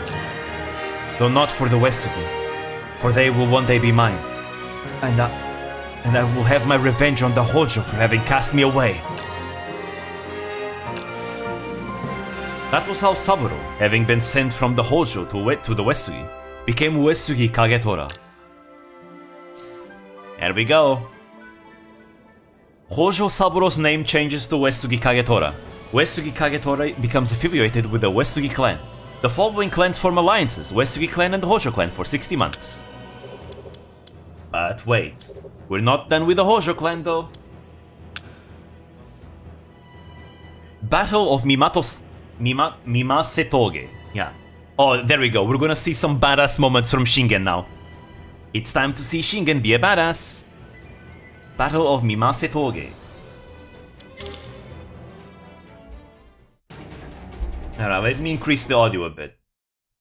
Because every time Shingen goes on military campaign, it's cool. Takeda Shingen had effectively destroyed the Imagawa clan, inviting the resentment of the Hojo clan, with whom he had once formed an alliance. The Hojo clan with whom he had once formed an alliance. Yeah. The Hojo clan later made peace with the Uesugi in order to bring themselves one step closer to gaining victory over the Takeda. Finally, Hojo Ujimasa departed with his army to Suruga.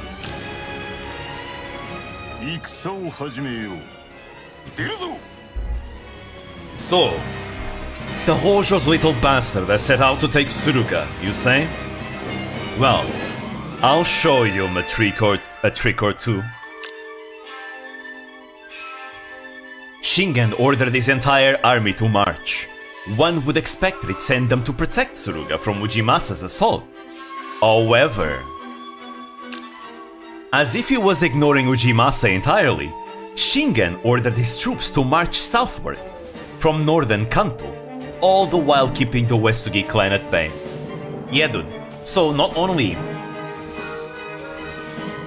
is like the Takeda at war with the Uesugi, and right now the Hojo army is marching into Suruga, he sends another army, completely ignoring Ujimasa's army, right into Kanto to invade the Hojo territory.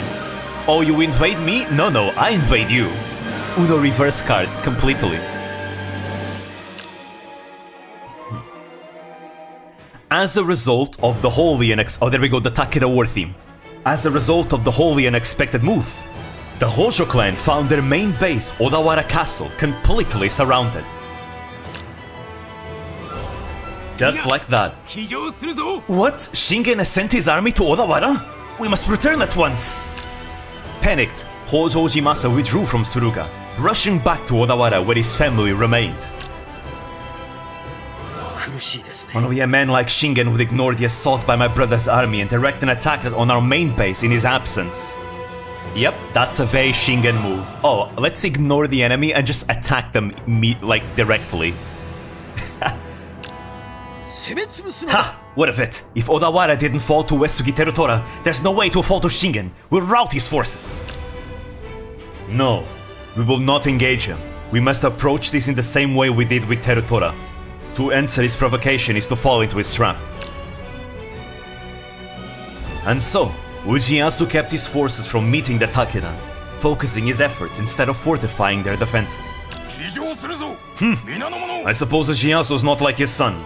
If he won't come out to fight, then we might as well pull back. Just like Uesugi Terutora, Shingen grew disheartened at his ill-plotted attempt at Odawara Castle, and after just a few days passed, he ended the blockade. Yeah, he's not overstaying his welcome. It worked! The Takeda are retreating! We must pursue them. Ujimasa could return from Suruga at any moment. This is the perfect time to surround Shingen in a pincer attack. We will not. Shingen is a far greater warrior than you presume him to be. A man like him would be well aware of such risk. However, it will hurt our men's morale if we do nothing to an enemy who's turned their back on us. This is a once-in-a-lifetime opportunity. You must trust us in this matter. Fine. Do as you please. Insisting against their father's warning, Ujiteru and Ujikuni marched their troops out of the castle and pursued the Takeda army for an attack. But, as Ujiyasu predicted, Shingen had prepared a trap. Yep, there we go, that's a Shingen move right there. He attacks you, he lays siege to your castle, waits a few days, sees that you're not, coming out to fight him, goes away, and flees. And then when you think that you have the advantage and you start chasing him, guess what? He was waiting for you to chase him. So he was already prepared to attack you and ambushes you. Classic Shingen move. So yeah, there we go. So, they came after all, the brats. We'll show them what it means to fight against the Takeda. Shingen's army had been divided, as one part continued to hold back Ujimasa's forces, while the other lured both Ujiteru and Ujikuni into an ambush near Mimasetoge. Again, art of war, all warfare is based on deception. Shingen is always thinking like 3 steps ahead. If one plan fails, he has another plan ready to lure the enemy into a trap. Always. He makes the enemy believe that they're in the advantage, only to like turn it all around on them. You know, when the enemy seems far, when you are close, try to seem far, and when you are far, try to seem close. That's another lesson of the art of war right there. Both Ujiteru and Ujikuni's forces lost, leaving them no choice but to return to Odawara, where Ujimasa's troops had finally arrived as well. So basically, Shingen just kicked their ass and that's it. Father, I apologize. I am deeply ashamed. What a mess. I suppose my sons are just no match for Shingen. How are you ever going to manage after I die? They're not. The Hojo clan will be destroyed after you die, Ieyasu.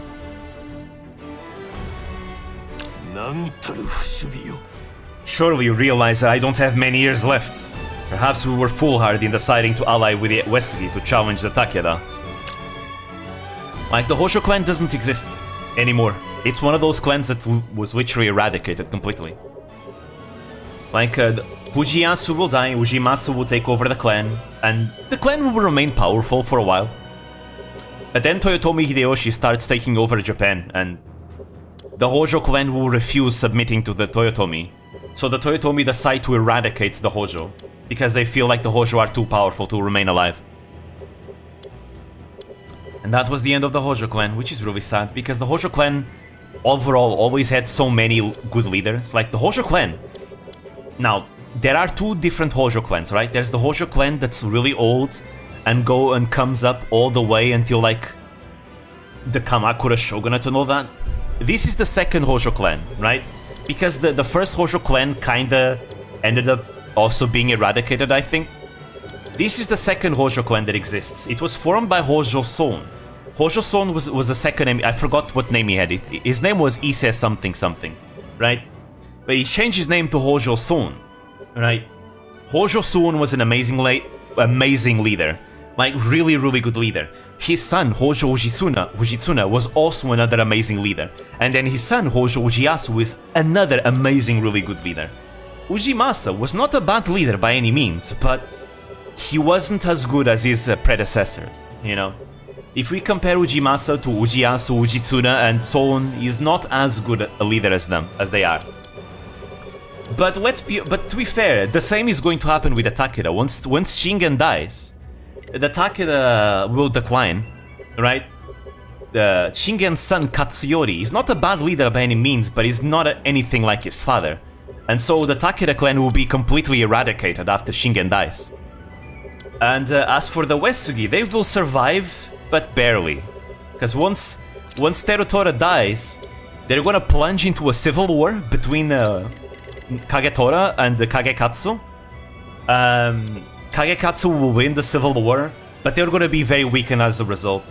But fortunately, they will decide to submit to stronger clans. So they actually managed to remain alive because of that. And to be fair, the same happens with, you know, the Oda. You know, when Nobunaga dies, the Oda will never be the same. Now, the Oda survived to this day, though. So at least there's that. Like, the current descendant of Oda Nobunaga is, yeah, I think he's, actually, no, I don't think he's, I don't know if he comes from the direct line of Nobunaga, but he's an Olympic ice skater.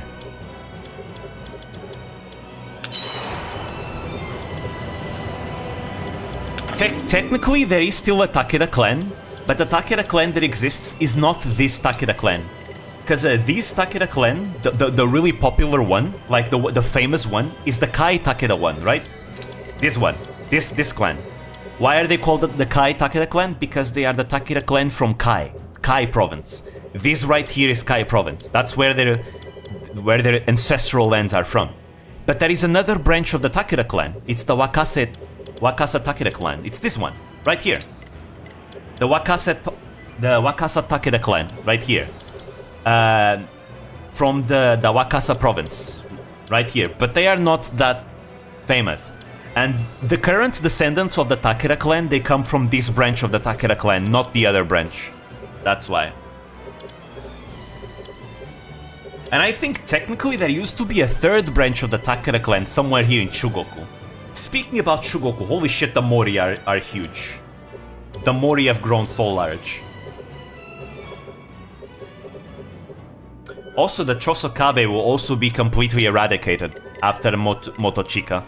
Motochika is a really good leader, and his son, Nobuchika, will die in Kyushu, and a second son, Morichika, is a good leader, but he ends up, you know, fighting in the wrong side of history and dies, and his clan gets eradicated.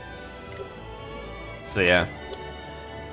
He tried to rebel against the wave of fate and died.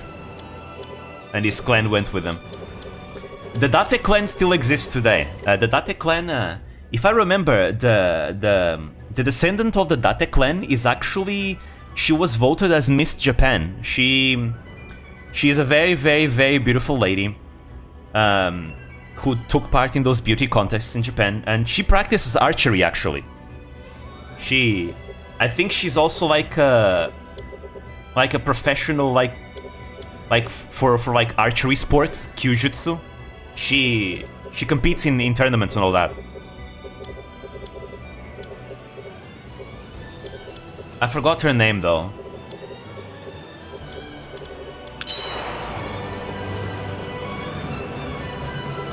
Let's see if we can take that.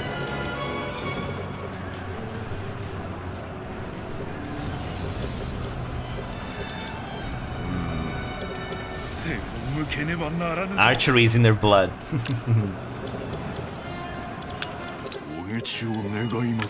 Over there. They have so many border disputes, goddammit. Yes, I agree.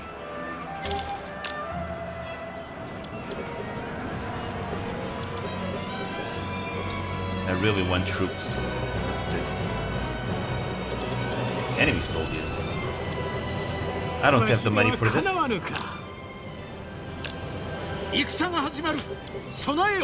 I still need so many provisions. I need to increase my harvest. My harvest being so bad is the reason why we're having so much trouble.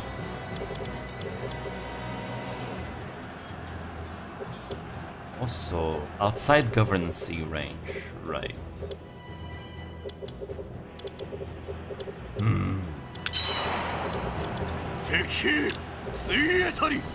Okay, I definitely need the discretionary power assignment now. It's really, really, really hacking us. We don't have labor to do anything because it's being used automatically by others. If I get discretionary power assignments, my other castles can work by themselves without using my labor. Alright, you're not in a good spot. Alright, they're not doing so good.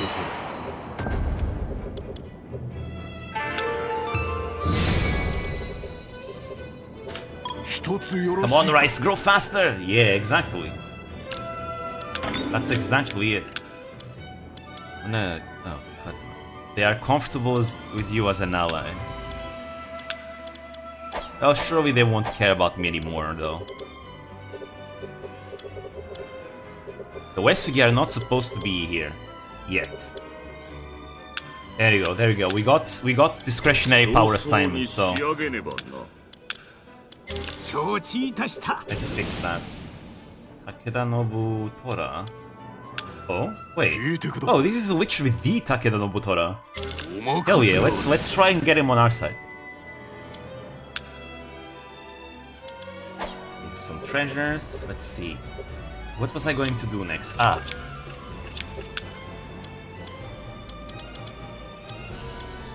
I was going to... that sucks.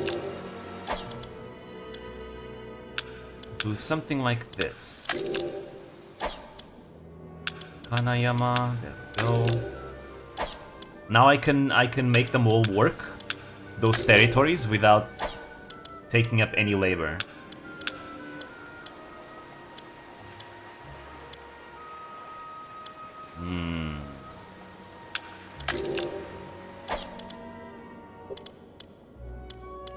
Let's see, what else? What else?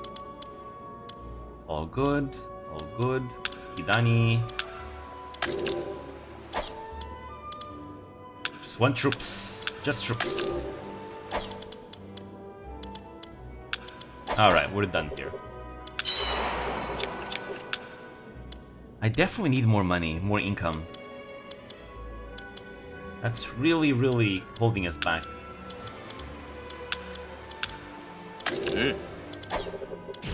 Well, maybe I should just develop this then. Alright, we still have time though.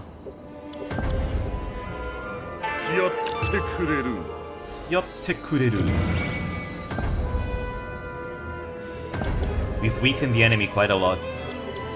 Taking Ise is gonna be annoying though. Well, here's a typhoon. That sucks. 44 counties were affected. Rip my economy, by the way. Rip my harvest, by the way. Things are about to get worse.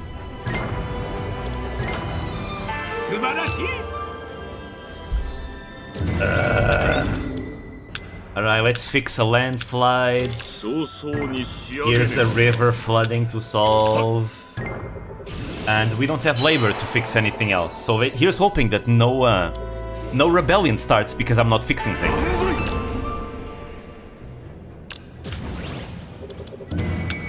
We need to focus on this. First embankment.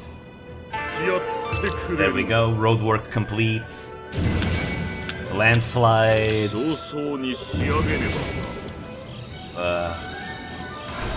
Yep, there's a rebellion.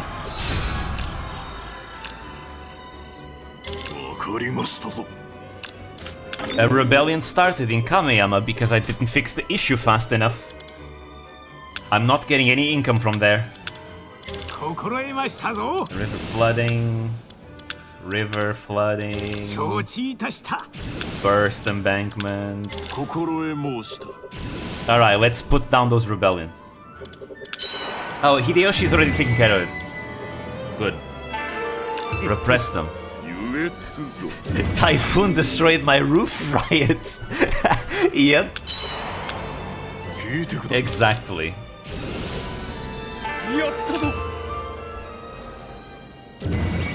Alright, alright. Okay, let's work on our economy though. I really need the money. The income.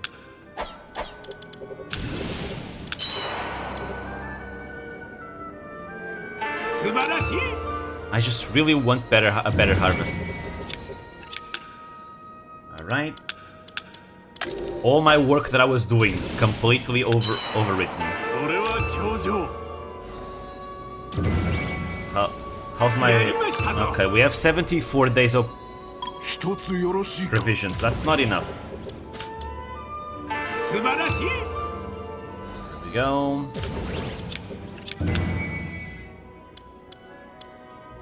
Let me see. We'll keep investing in our economy, though.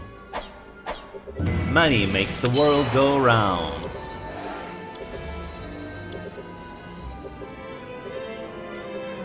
They still didn't have potatoes imported. No, potatoes, they came from South America.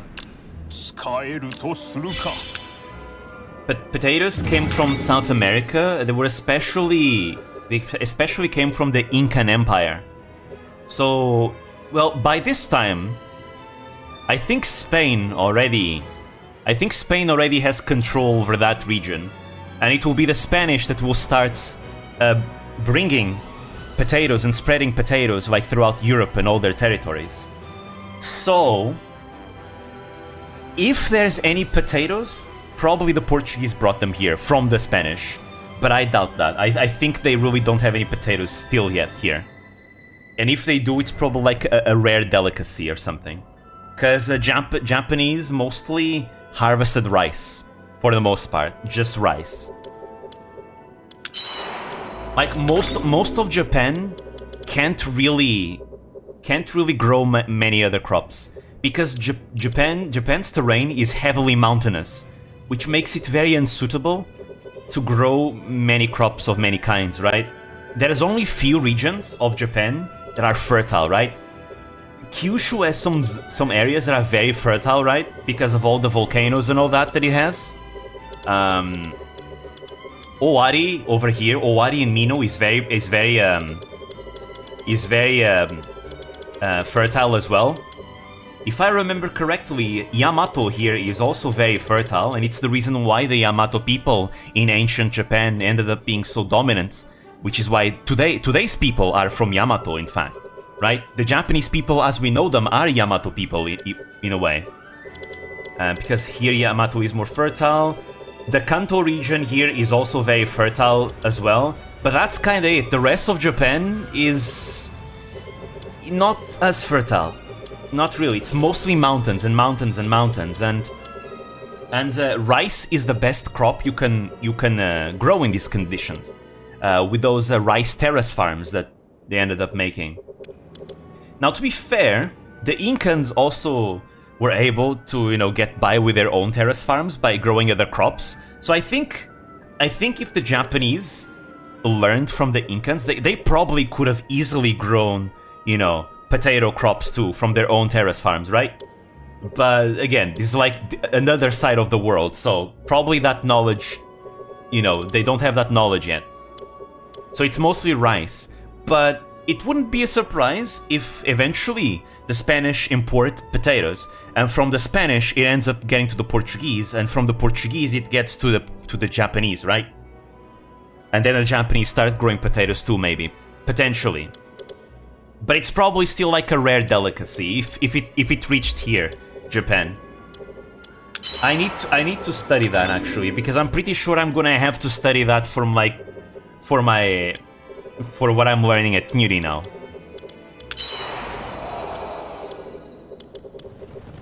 Though for now we're sticking to the Silk Road for now though. Anyways, so how many provisions? 82 days. I want more, at least 100 days if possible. Hopefully the Takeda will leave us alone. They are at war with the Hojo. Yeah, they are at war with the Hojo, so.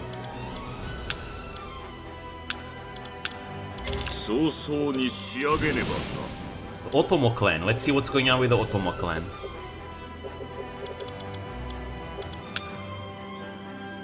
Sorin's plots. Oh. Right, because the Otomo are fighting the Mori. Otomo Sorin had once sent his younger brother, Yoshinaga, to be adopted by the Ochi clan. The plan was to form a coalition between the Otomo and Ochi for the purposes of conquering all of northern Kyushu. But the plan was ruined when his brother was killed and the Ochi clan annihilated by Mori Motonari, who instantly became Sorin's mortal enemy. Afterwards, the Otomo and the Mori would fight constantly over control of northern Kyushu. Those damn Mori! The blood of my brother is on their hands, and yet they arrogantly presume themselves to be Ochi's successor. This constant back and forth must end. I must seek assistance from other clans and surround the Mori with enemies. They often boast of their strategies. If strategy is the game they want to play, I must too employ it to win. Sorin began a campaign to gain the cooperation of the like-minded clans in the Mori's vicinity. He sought cooperation with the Uragami clan of Bizen and the Ichijo clan of Tosa, and the Murakami Suigun, who once were subservient of the Mori. He also gained the support of Yamanaka Shikanosuke and Amago Katsuhisa, the two individuals who held an intense hatred towards the Mori. Sorin really loves Western culture, huh? Yes, he ended up... Otomo Sorin ended up becoming a Christian.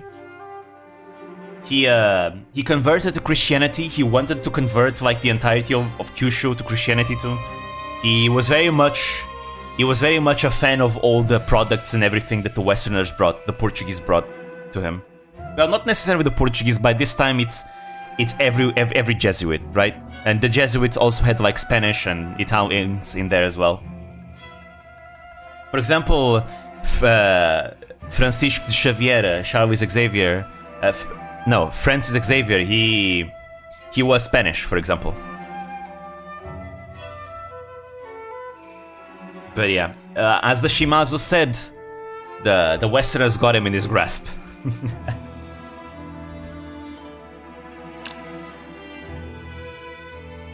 Then he sent Ochi Teruhiro, who he had long kept under protection, to Yamaguchi, the former location of the Otomos, called Otomo clan's palace.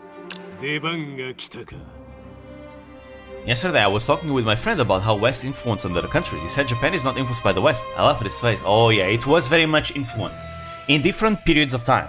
So back here, so Western influence in Japanese culture started in this period of history, in the 1500s, 16th century, when the Portuguese arrived by complete accident in Japan, in the island of Tanegashima. That was the first contact that Europeans had with the Japanese. Eventually, from there on out, Portuguese ships started arriving frequently every year in Japan, you know, for trade, because that's what Portugal did back then. They had like a trade empire, right? And it was really profitable. Obviously, with the Portuguese trade ships also came missionaries because, for example, here's the reason why missionaries were part of it. So there's two reasons why missionaries were a part of this. Number one, the Church, the Vatican, was a big supporter of the Portuguese trade empire because one of the reasons why the Vatican, because Portugal was able to gain legitimacy to keep the territories that they got, their colonies, by basically convincing the Vatican that, yeah, we're doing this in the name of Christ, right? This was also around the time that Portugal and Spain split the world amongst themselves. It was, I think it was the Treaty of Tordesillas. Is it? Actually, let me look it up.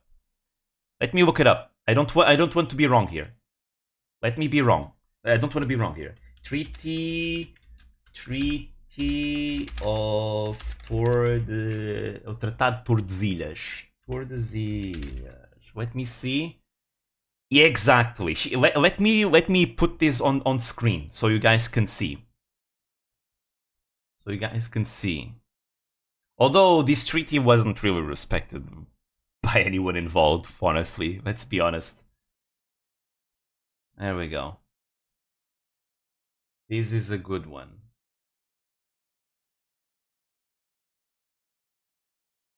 There we go. Wait, no, this is wrong. This image is wrong. This is not correct. There we go. Well, I'll use this this image, and I can show you guys what the map looked like. Let's see. This is a Spanish map, but I'll use it. There we go. Tordesillas. There we go. There we go. Give me just a bit. Now, let's see. Image. I'm very slow with this still. There we go. Now I get an image here. Tordesillas. There we go. You see this map? This map is the Treaty of Tordesillas. This was around the time where both Portugal and Spain were, you know, they were the ones that kick-started the Age of Discovery.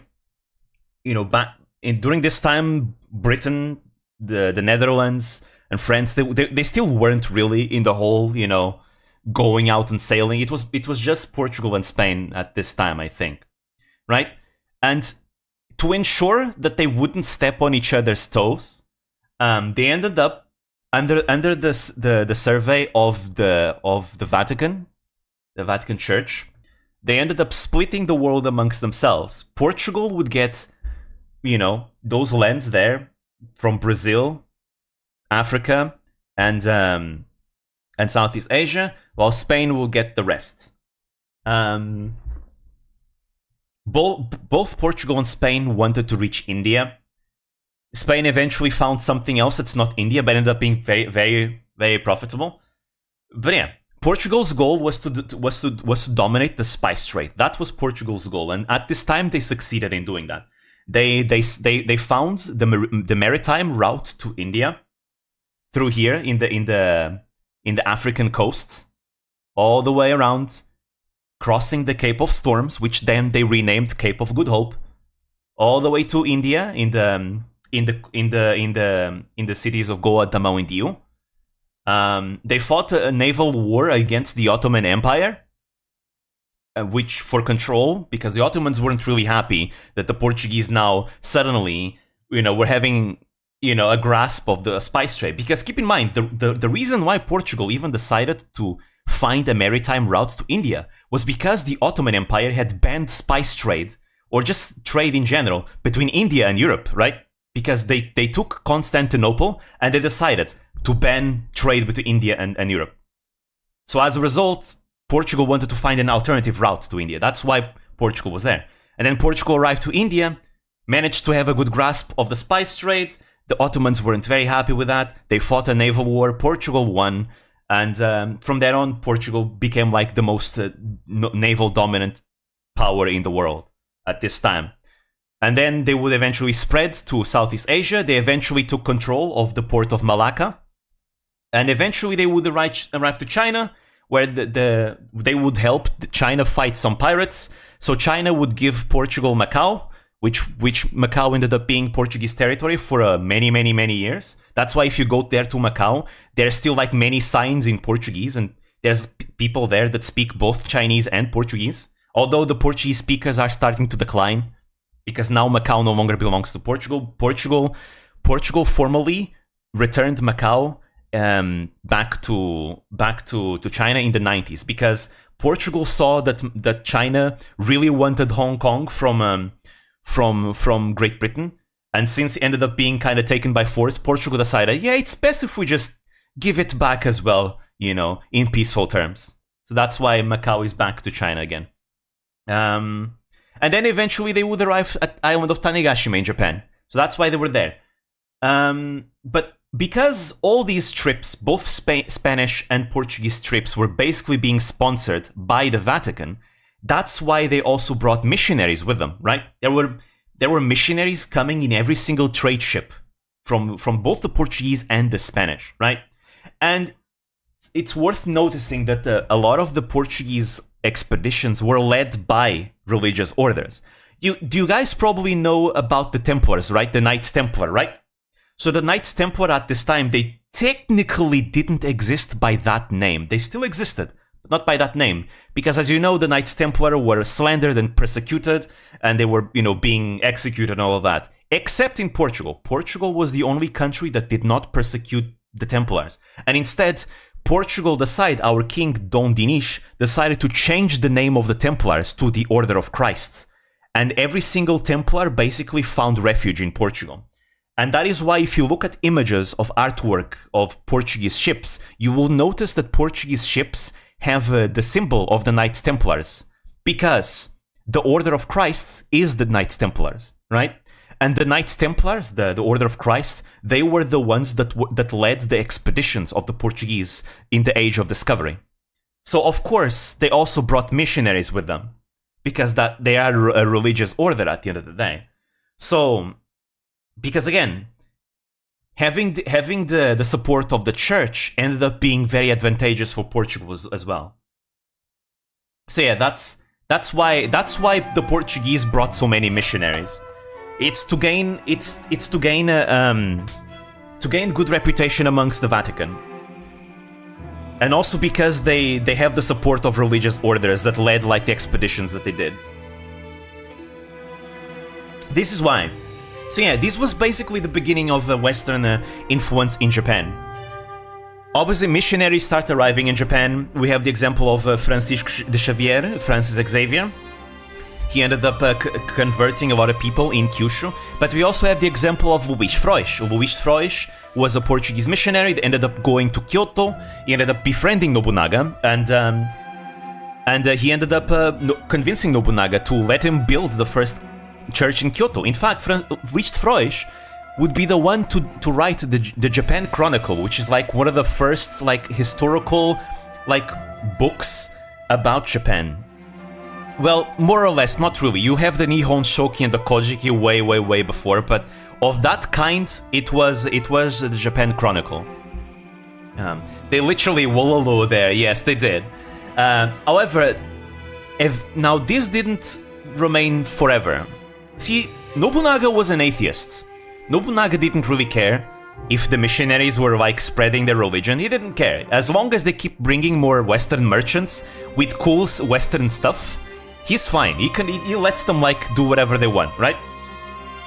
But when Nobunaga dies and Toyotomi Hideyoshi takes over where Nobunaga left, when Hideyoshi invades Kyushu, he witnesses a lot of destruction of Buddhists and Shinto temples and shrines, and as a result, he becomes very disgusted with like the Western missionaries, because it's true, a lot of missionaries convinced like Japanese daimyo samurai to like burn down like Buddhist and Shinto shrines and temples, right? In fact, I think Otomo Sorin, the leader that we're talking about right now, I think he himself ended up doing that. You know, leading his troops to like burn down temples and shrines.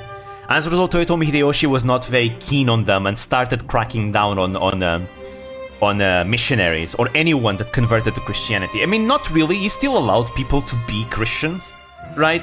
Just he didn't like the missionaries, right? Because he had like people that were Christian under his service, for example. You have the example of Konishi Yukinaga was one of a Toyotomi loyalist, and he was very much a Christian, and he wasn't secretive about that. And then you have later on, when Tokugawa Ieyasu controls Japan, that's when he starts cracking down on Christianity, and that's when, well, not really. He didn't really crack down on Christianity. He was more, you know, against like foreigners coming and starting to convert people. And the reason for that is because it was a destabilizing factor, right? Because think about it. People started questioning the emperor and the authority of the shogun, right? Because think about it, the emperor is the center of Japanese religion. The emperor is literally the core of Japanese identity, right?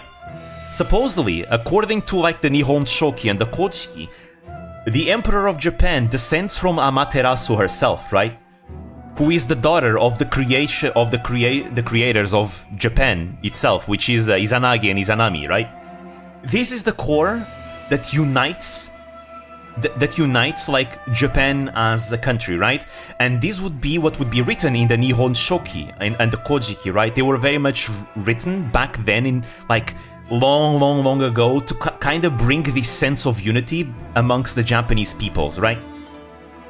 So that's why the emperor is so important. And technically, the shogun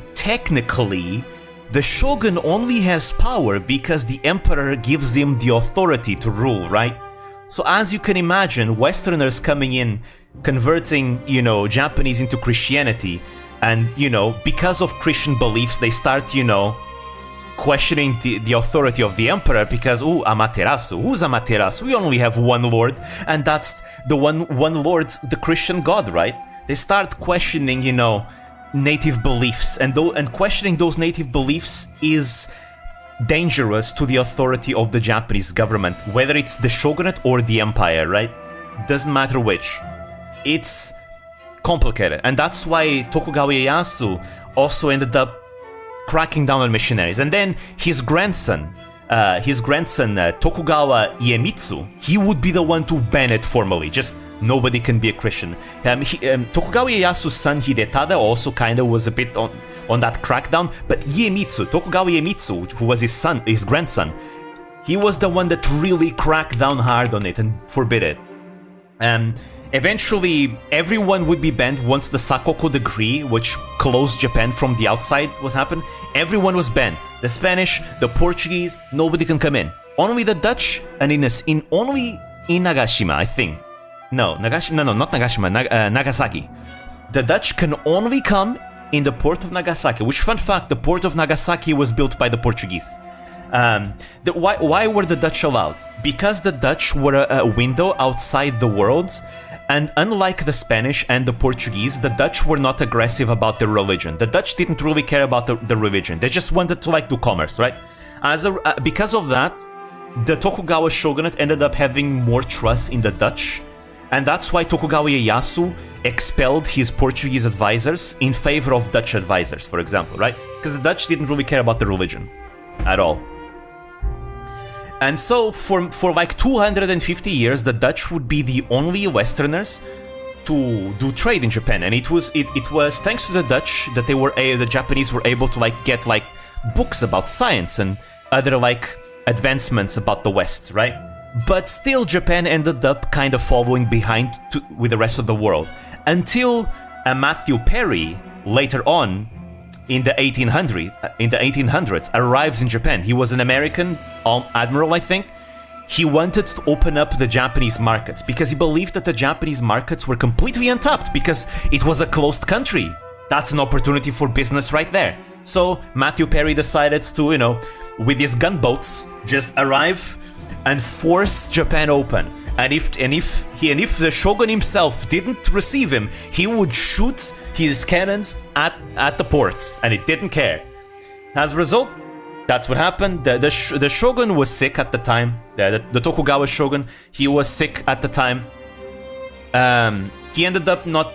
I don't know the specifics. This is not my area of expertise anymore. The Meiji Restoration, but let's just say that things get tense, and it was because of the weakness that the Tokugawa shogunates, portrayed when engaging with the Americans. That's what ended up showing an opportunity for the Sacho rebellion to arise. The Shimazu and the Mori would once again rise up and begin the rebellion against the shogun to put the emperor in power, because the emperor is never in power. He's just there. He's a symbol, but he's not really in power, right? But yeah. It was from that time that the rebels ended up getting lots and lots of Western advisors, because the shogunates, they were still very, very behind in their military, in their technology and all that. But the rebels, they were gladly, which is really funny. The rebels were angry that the shogunate was not strong enough to deal with the Westerners, but when they started their rebellion, they basically employed Westerner advisors and Western technology and all that to win against the shogunate, right? And that's kind of what gave them the advantage against the shogunate, is that there was a giant technological gap. Because the rebels were just importing all this technology from the British, the Americans, the Russians were also there, the French, all of them, Everyone wanted a bit of the pie, because again, Japanese markets, they were untapped. Everyone wanted a bit of it, Everyone wanted to build goodwill with Japan, with the rebels, because they saw that, defeating the shogunate is an opportunity, it's gonna make it easier to do commerce with Japan, right? This is like Imperialism 101. That was a tricky move, this is Imperialism 101, right? And after the shogunate was defeated, right, and the emperor was brought into power, it was Emperor Meiji. This was the Meiji Restoration. Japan went through a giant, rapid, industrialization process. In 10 years, Japan basically did what other countries did in 100 years. It was insane. The rapid industrialization of Japan in the Meiji Restoration was absolutely insane. But they also started westernizing in many, many ways. They started, having a more centralized currency that was very Western, the video, the history of Japan, I guess, that video tells it very well. They started having a more centralized currency that was very Western. They started having a government that was very Western styled. They start building up a large military that was also very Western, with including all the imperialism that we all know from history. So yeah, no, Japan was very much influenced by the West at different times in history. It started with the Portuguese in the 1500s, in the 16th century, then the Dutch, and then pretty much everyone else that wanted a piece of the pie back in the Meiji Restoration. Which again is very funny because the Meiji Restoration was also what started Imperial Japan. The Imperial Japan that starts taking over the Pacific, right?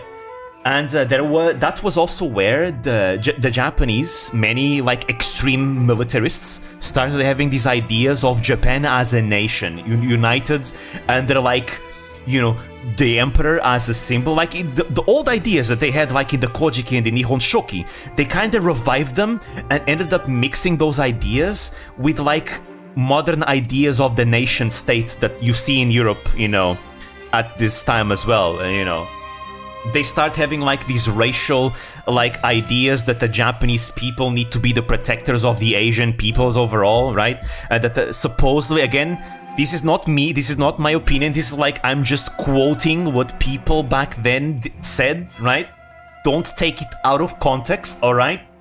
But basically, extreme militarists back then in the Meiji Restoration believed that the Japanese peoples were superior and that they had to be the protectors of Asia against like Western imperialism, right? Which is very funny because they were using like Western advisors and Western methods and Western influence to like make up their territory, it's like a giant mess. Again, Imperial Japan is a total mess, and it was really bloody and violent. There were lots of assassinations, and yeah, they invaded Korea and Manchuria, and we all know the war crimes and everything. It's history. It's all history. We're just discussing history here. But yeah, that's a different story though. I think I'm going on a tangent. We're getting far away from the Sengoku Jidai. But then World War II happens. Japan loses World War II. The atomic bombs happen. And that's when Japan is once again heavily influenced by the West. In this case, the United States. The United States ends up basically taking control over Japan, and they ended up writing a new constitution, the constitution that prevents Japan from having an army that invades other countries. They can only have a self-defense force, right? Overall, Japan becomes very westernized, and that's where we see Japan also becoming more capitalistic, and we see the miracle, the Japanese miracle in full force. The United States do invest money into Japan's reconstruction, and that ends up being very good for Japan because Japan uses that investment very well. And then we see Japan's economy going insane until finally the bubble bursting later on. Is it the 80s? I'm not sure if it's the 80s or if it's the 90s. But yeah, but there we go. So point is, Japan was influenced by the West different times, right? I mean, Japan was influenced by China and Korea even like way before, right? Think about it. Japan's alphabet, the kanji, comes from China. Japan's hiragana alphabet also is a transformation of Chinese characters, right? Japan's government system of government in ancient times was similar to the Chinese way of government of governing, right? And even the peoples of Japan, like ancient Japanese people, were like migratory from China, right? So like Japan is influenced by many different peoples throughout its history, which is very fascinating to study. It's very fascinating to study. But there we go. Which is why I tend to find it very interesting, all these like ideas that you see historically of this purity, of these quote-unquote racial purity and this identity. Because like no country is like isolated. Every country is influenced by other countries to a certain extent. Every country, right? Even a country as isolated as Japan was influenced many times by many people throughout its history. It's very interesting. I love studying history. History is a lot of fun to study. Anyways, this is the end of the tangent. This is the end of the tangent. Let's get over this. Fortunately, we still have time though. Yeah, let's try and go for like half an hour more or so. Then I need to do my Chinese homework because I haven't done my Chinese homework. Anyways, The time has come to restore the Ochi clan and exact our revenge on the Mori. Mori clan. Yoshida Koriyama Castle. You've outdone yourself this time, Sorin. To think you'd go so far as to prop up a relative of the Ochi. Well, to finish that tangent, I'm very excited to eventually learn all these things on Uni, because we're gonna touch upon these things on Uni. All these things were things that I already knew before, but I can't wait to be able to cover that in the classes themselves about Japan, because I'm taking all the classes that are related to Japan, all of them. I want to specialize in Japan specifically. Anyways, Sorin's political clout is surprisingly impressive. What do you make of it, father? Oh, I probably should have decreased the volume, because the volume was high because I wanted to listen to the Takeda war theme. There we go. Just a bit. You just want to nerd out in class. When I was in high school, you know, and I learned about the Portuguese Empire, and we were learning about all kinds of countries. We were learning about America, you know, both North and South America. We learned about Europe as a whole. We learned about Africa because we needed to, since, you know, Portugal and you know, Europe and Africa's history kind of go hand in hand at some point, right? But we barely learned anything about Asia. Like we really didn't learn anything about Asia, right? And I always asked my teachers, why don't we learn about Asia, you know? Like, I want to learn more about Asia, you know, and all that. And we never did, because our classes are very European-centric, right? And while Europe does have contacts with Asia, which was one of my arguments, you know, we had contacts with Asia, a lot of them, in fact. Unfortunately, apparently, the teachers told me it's not relevant enough for our history, which is a big shame. So, you know, now that I'm in Asian studies, I'm gonna, you know, make the best of it and learn all I can about Asia, whether it's geography, politics, economy, history, culture, languages. I just want to learn about Asia, especially Japan. Again, I'm gonna specialize in Japan. Anyways, alright. The only thing that bonds them is their hatred towards us. It is a weak alliance.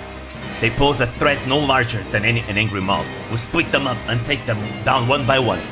The only thing I'm very disappointed is I wanted to learn Indonesian too, but apparently we don't have Indonesian in our course. It was apparently an idea that the course wanted to include, but we ended up never having Indonesian classes, which is a shame. I wanted to learn. You know, all the Indonesian VTubers that I've been watching have been kind of convincing me to want to learn Indonesian, Bahasa Indonesia, or just Bahasa in general, really. Despite being surrounded by enemies on all sides, Mori Motonari used diplomacy and schemes to steadily crumble the coalition. Goodness, I'm not as hardy as I was in my youth. Perhaps I should let my sons deal with the Yamago and Ochis, survivors. Please be at ease, father. You can leave the rest to us. Kikawa Motoharu and Kobayakawa Takakage drove away the Yamago army, which had been resuscitated by Yamanaka Shikanosuke. They then arrived at Yamaguchi and began their attack against Ochi Teruhiro. Alas, the revival of the Ochi clan would not come to be! Damn you, Mori! Damn you!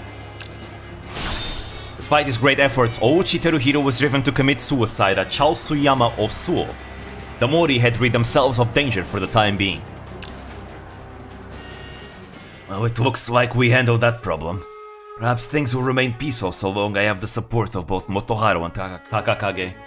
Motonari is starting to feel the effects of his age. He's getting really old now. To think how I envy the power of the Ochi and Yamago in my youth. They seemed like such distant and towering figures.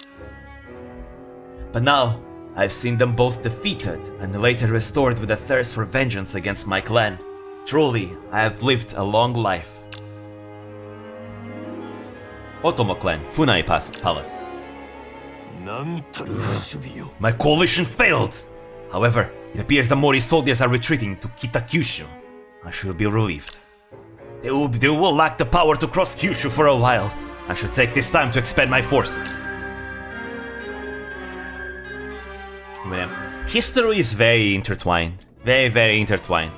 And that's what makes history so fascinating.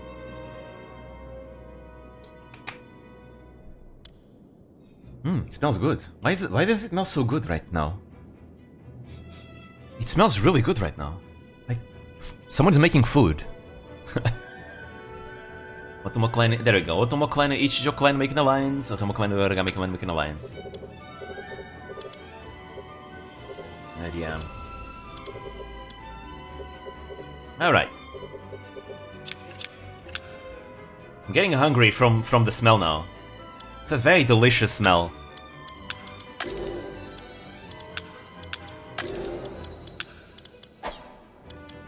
Alright. No. Ah, there we go.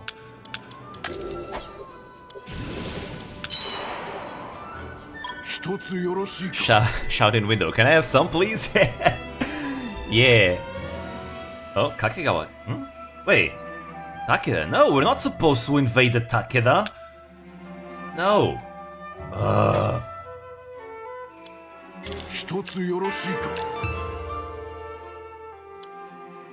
I guess they see an opportunity, huh?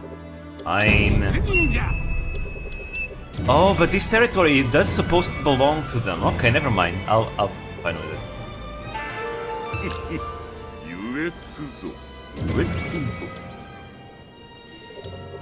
Provisions are also very slow to increase because as your troops in a castle improve, the requirement for provisions also increases. That's why it gets very tricky. Let me get irrigation maintenance already. It's just really good. It gives me more crops while also protecting me against natural disasters. Let's see, Ikeda Tsuneoki. Sure, you can get why not? Inabai Tetsu. Yeah, why not? Shibata Katsuie. Battle. Takigawa Kazumasu. Confused. Ooh, covert would be better, but we're not gonna last long in this scenario, so... Like, we're almost at... Yeah, we're almost at 1570. Let me just check one thing. I wanna know how long we have. Obviously, if I go beyond, that's fine. I'll go beyond. But... I just wanna check something out. The main menu. I wanna check one thing. So we're playing the Dawn of Revolution scenario, right? And this is what we have currently, right? The next scenario is in April 1570. Nobunaga besieged. So yeah, as you can see, we have yet to conquer the territories over here. Technically, the shogunate is supposed to have Yagi, Kutsukidani, and Shoryuji, but that's fine. We still have it. It's as if it's theirs, so it's fine. We need to finish conquering this territory, and then we need to take over Ise and Toba over here. These regions over there. The Tsutsui will be our allies, and the Matsunaga are our vassals. Yeah, the Hatakeyama are still here. The Kidabatake took over them here, but they're not supposed to.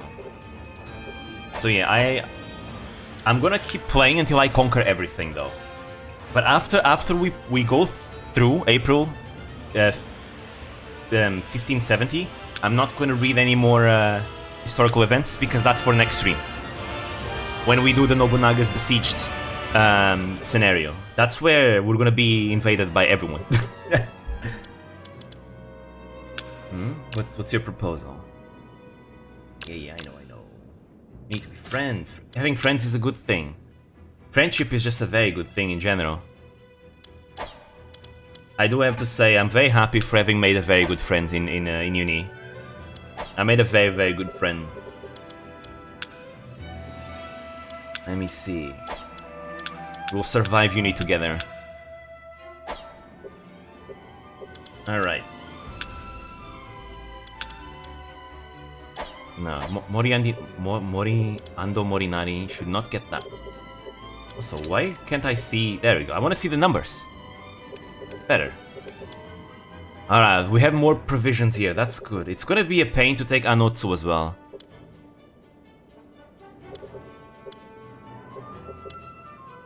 Alright. Ogaki...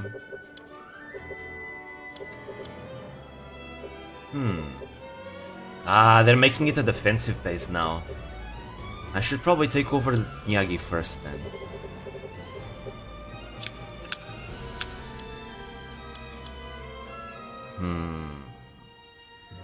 I really want a resupply base now. Provisions are always my bane.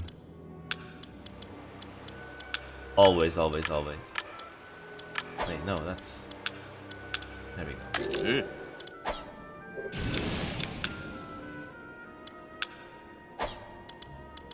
But yeah, it's been an interesting experience, you know. Not going outside, rarely go from rarely going outside to now going outside a lot. Still getting used to it, but it's nice. It feels nice.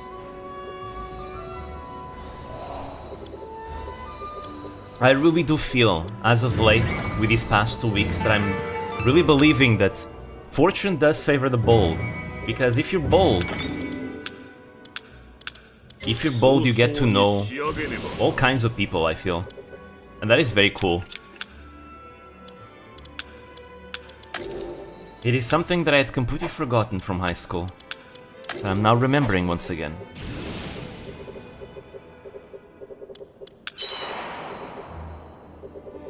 Alright. So, how many provisions? Ikoma Kazumasa. Oh, Oda Nobutada, there we go. That's Nobunaga's son. Where is he? Oh, a daughter. Hey, Nobunaga had a daughter. There we go, that guy over here. This is Oda Nobutada, he's Oda Nobunaga's son. Eldest son. There we go, Nobunaga's first child came of age, she's an adult now.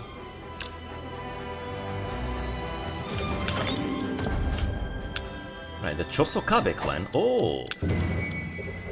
Alright, right here. Assault on the Ichijo clan. I really want to invade things, but I don't have the provisions to invade anything. We don't have the foods to sustain a campaign. Nicknamed Little Princess in his youth, Chosokabe Motochika later grew into such a mighty warrior that he became known instead as Little Demon. After destroying the Aki clan, the only remaining obstacle to expanding his power in Tosa was the Ichijo clan. Now the Aki have fallen, there is no better time to strike at Ichijo. You agree not? Do you not agree, brother? Motochika's younger brother, Kira Chikasada, was a scion of Tosa's prominent Kira clan, and a fearsome warrior in his own right. Let us not be rash. The Ichijo once saved our clan from the brink of destruction, and supported my father's return to Oko Castle. We owe them a great debt. To repay it with treachery would invite divine retribution. When the brothers' grandfather, Chosokabe Kanetsu, was eliminated by the Motoyama clan, Ichijo Fusaie took their infant, Kunichika, under his protection. Every man amongst the Chosokabe knows that. I am asking whether it will stay your hand. I will hear no excuses, brother. If it is divine retribution you fear, I shall gladly suffer it in your stead. Well spoken, Chikasada. I see that we are of one mind. It is rare enough to hear my brother laugh, let alone with such glee. 2 generations have passed between our current head, Kanesada, and Ichijo Fusaie, who saved our father. We owe the man nothing. Today we march against the Ichijo. Chikasada, you will take command. I will not let it down. I will not let you down. To tell you the truth, I have made plans in anticipation of this day. Would you hear them? Could it be he always intended to attack the Ichijo? Or is he just waiting for me to propose it? And so, in defiance of a decades-old debt, the Chosokabe clan resolved to topple the Ichijo clan and unite Tosa under their rule. There we go. The Chosokabe are gonna start taking over. They're gonna start taking over Shikoku, and one of the reasons why they're gonna start taking over the Shikoku is because the Miyoshi are weakening. Why are the Miyoshi weakening? Because we're kicking their ass. We're kicking their ass. Come on, give me more provisions. We need more.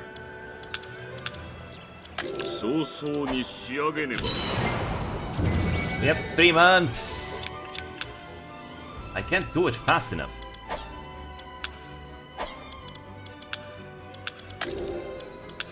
All right, maybe I'll set out with the provisions that I have. I mean, technically, the most important part is taking over the capital, which is done. We got Nijo, so... But there's still Ise to conquer too. Ah, screw it, I'll just attack. Alright. Our target is Itami Castle. Wait, why can't I want to militarize more castles. Kanonji, Kameyama, Kyōto, Nagoya, Narumi, Gujo Hachiman, Inuyama, Kanayama, Iwamura. I mean, I'm not going to attack with all of them, but it's still good because it makes them like... Prepare. Okay, maybe I don't want Iwamura. Iwamura and Gujo Hachiman can stay where they are. Because they're my border castle. That's why. Everything else, prepare for war. Because I think militarization also increases like the how fast they stockpile provisions, which is important. We need that.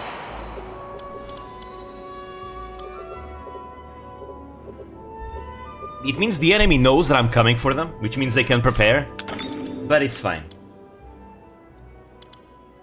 Border dispute. Just take care of it.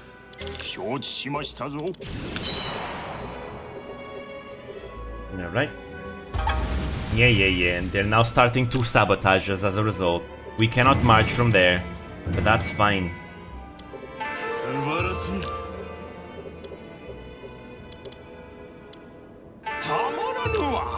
Alright. Conquer me, Dream-sama. We're getting very close to the 10k milestone, by the way. I'm not gonna lie, I feel very unprepared. Because I feel like the milestone of 10k is coming at a point where I'm getting really busy though. We like studying for exams and all that. We have so many books to read, it's insane. Every class it's like 4 new books we need to read. I'll probably record like a special video just talking, right? Because I feel like I have to, right? It's a very important milestone for me. I have to at least talk, right? But it's just a shame that the timing is just not the best timing. Wait, why is Ogaki not militarizing? I want Ogaki to militarize too.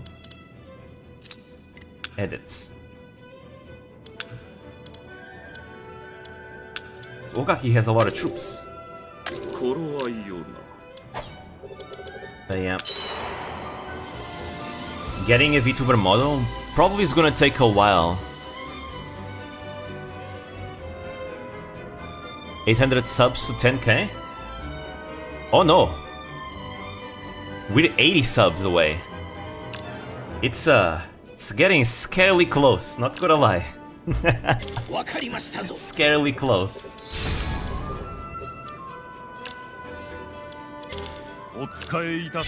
But yeah. I'll only be able to go back to being more active when the Christmas holiday comes though. Until then I'm gonna have to slowly work on my videos. I'm working right now on the Kyla guide. Again, there's other videos that I was working on, but I decided, well, from now on I'm gonna really take a long time to edit things. So I really need to like bring back the A game, bring up the A game. There's a lot of things I want to try, but I feel like if I'm gonna experiment, I should probably experiment when like in Christmas holidays, when I have more free time to experiment, right? Means that I can work on things faster.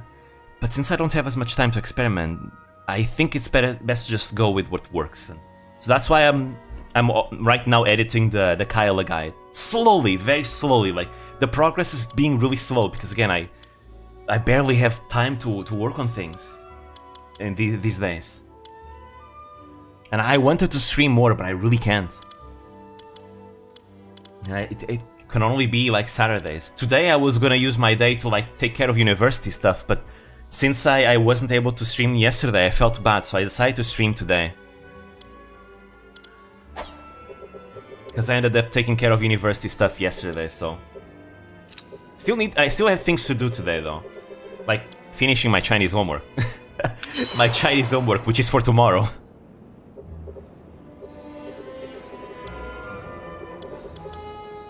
Oh! Wait, no! Oh, wait. This is too early! It's not supposed to happen yet.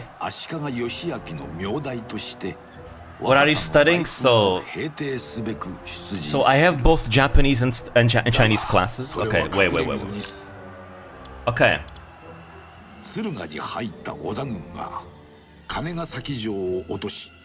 This is not supposed to happen yet, guys. I have an idea. I'm gonna skip. Okay. I'm gonna skip. No. Okay.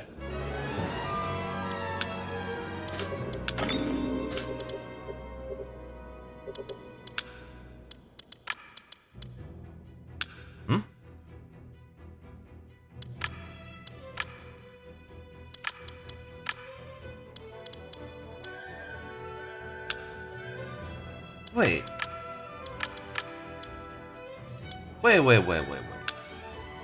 What is this?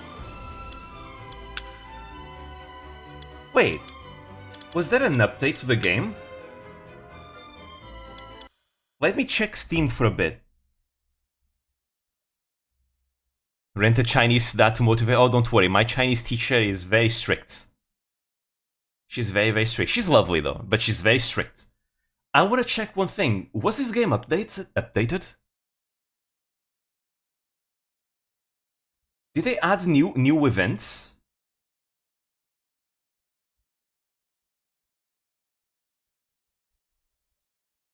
Wait, let me look. Oh, it did! There was an update! Oh! Let's see what they add in the updates. I'm actually very excited about this. Let's see. Functional improvements and adjustments, nice. Added a direct talk for recommending surrender before the start of a siege under certain conditions. Oh, that's nice! Added a feature to edit the birth year, lifespan, and affiliated castles for multiple custom offices at once. Dude, that's awesome! More customizations, like convenience. Added a feature to select multiple officers for the land measure commands. Finally! Oh, I've been wanting that. It's so annoying to do it one by one. Added a feature to employ multiple officers at once. Oh, that's what we saw earlier when like 3 people just came to us at once. That was what it was. Added a feature to relieve all the minions and substitutes at once and change the condition to auto-appoint substitutes to unconditional. Added a feature to display a red mark for unread events and hearsay. Oh! Added a new camera zoom level for sieges. Oh, that's really nice. That's really nice too. Added a setting to skip specific presentations such as reporting or resolve territorial problem or reporting of completed cast-down facility. Thank you. I've been wanting that too. It's really annoying to see the animation all the time. Adjusted the disaster animation duration, so that's why that typhoon was so fast. Because of that. Added a setting to skip animations. Added a feature to accept small target submission automatically.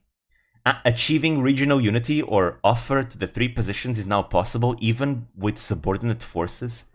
Thank you.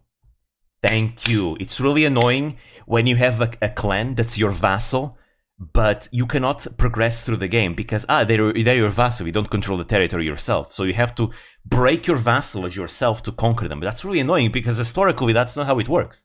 They're your vassal. It belongs to you. So thank you. Now it still belongs to you, even if it belongs to your vassals. Thank you. This is really nice. Let's see. Cleared marks will be displayed even when the ending is achieved while using the editing feature. Okay. Earning achievements or trophies is now possible while using the editing feature. Oh, really? True, that used to be not a thing. Okay, but that can make it really easy, though. Really easy to get achievements. Settlement seizure will not be released when a castle is fallen by siege. Alright. Officers' loyalty will decrease when a castle is fallen through sieges, just like castle assaults. Good. When taking back counties affiliated to a main base or a defensive base, settlement seizure will not be released even if a siege is temporary and available. The update was like 5 days ago. Huh. The strengthened the surrender. Oh, that's really nice. Strengthened the surrender negotiation submission.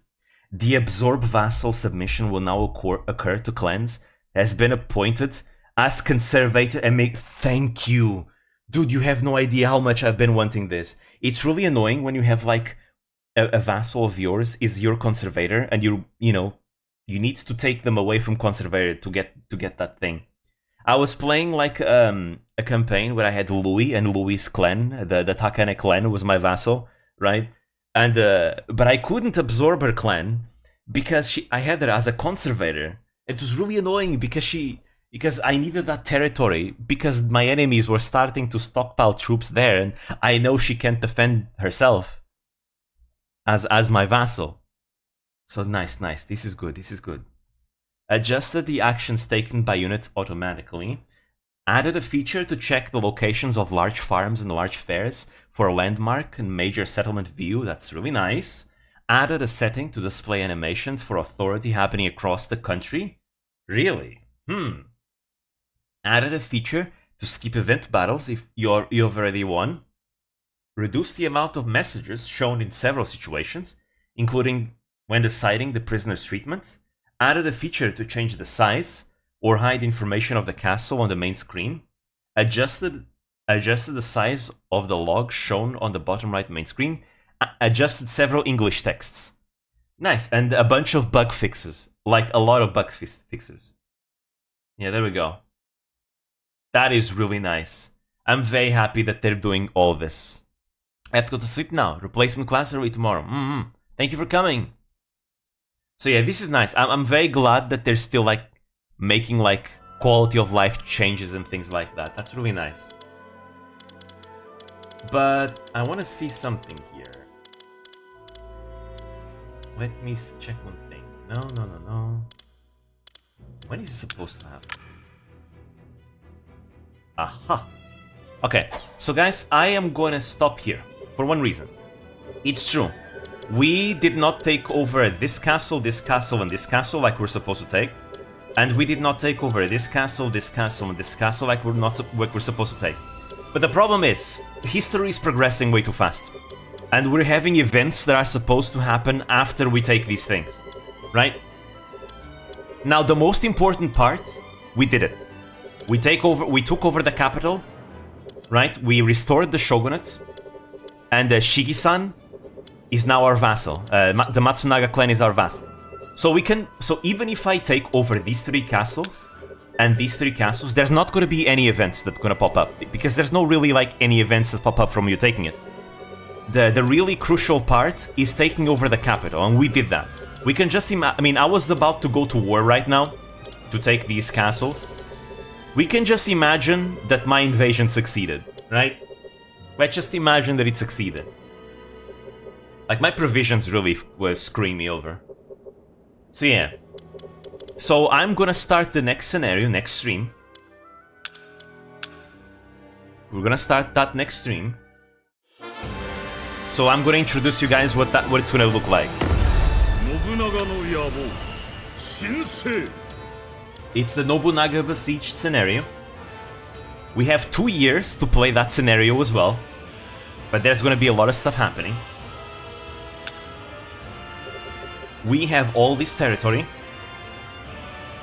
We're gonna start being invaded by everyone. We're still allies with the Ashikaga shogunate. We have to take over these territories over here. We have to take the Tsutsuyara allies. The Azai will betray us. The Asakura will also be our enemies. We'll have enemies all over the place. The Honganji will start coming after us again as well. And that will be the next 2 years. Because after that, we have the Battle of Mikatagahara. So as you can see, there's not really any border differences, right? The only difference is that we take Sawayama. There's a castle here called Sawayama. Sawayama belongs to the Azai clan, right here in Omi, right? What we have to do next stream, we have to take Sawayama, right? We'll take Sawayama, but that's it. We won't take anything else. Because then we have the Battle of Mikatagahara event. And I was thinking of playing that scenario with a different clan, perhaps. No way. Yeah, I'm gonna play that with the Uesugi clan. Why am I gonna play that with the Uesugi clan after that? It's because this game does something that I really dislike, where certain historical events happen way earlier than they should. And there is one major event called the Battle of Tedorigawa, which happens, usually, before it should. And I don't like that. So I'm gonna play as the Uesugi in that scenario, because what triggers that event is the Oda clan conquering these territories, and the Uesugi conquering these territories. But the Uesugi sometimes conquer these territories, and I don't want them to do that. So yeah, that is why. Then again, I guess I could just play... Well, it's complicated.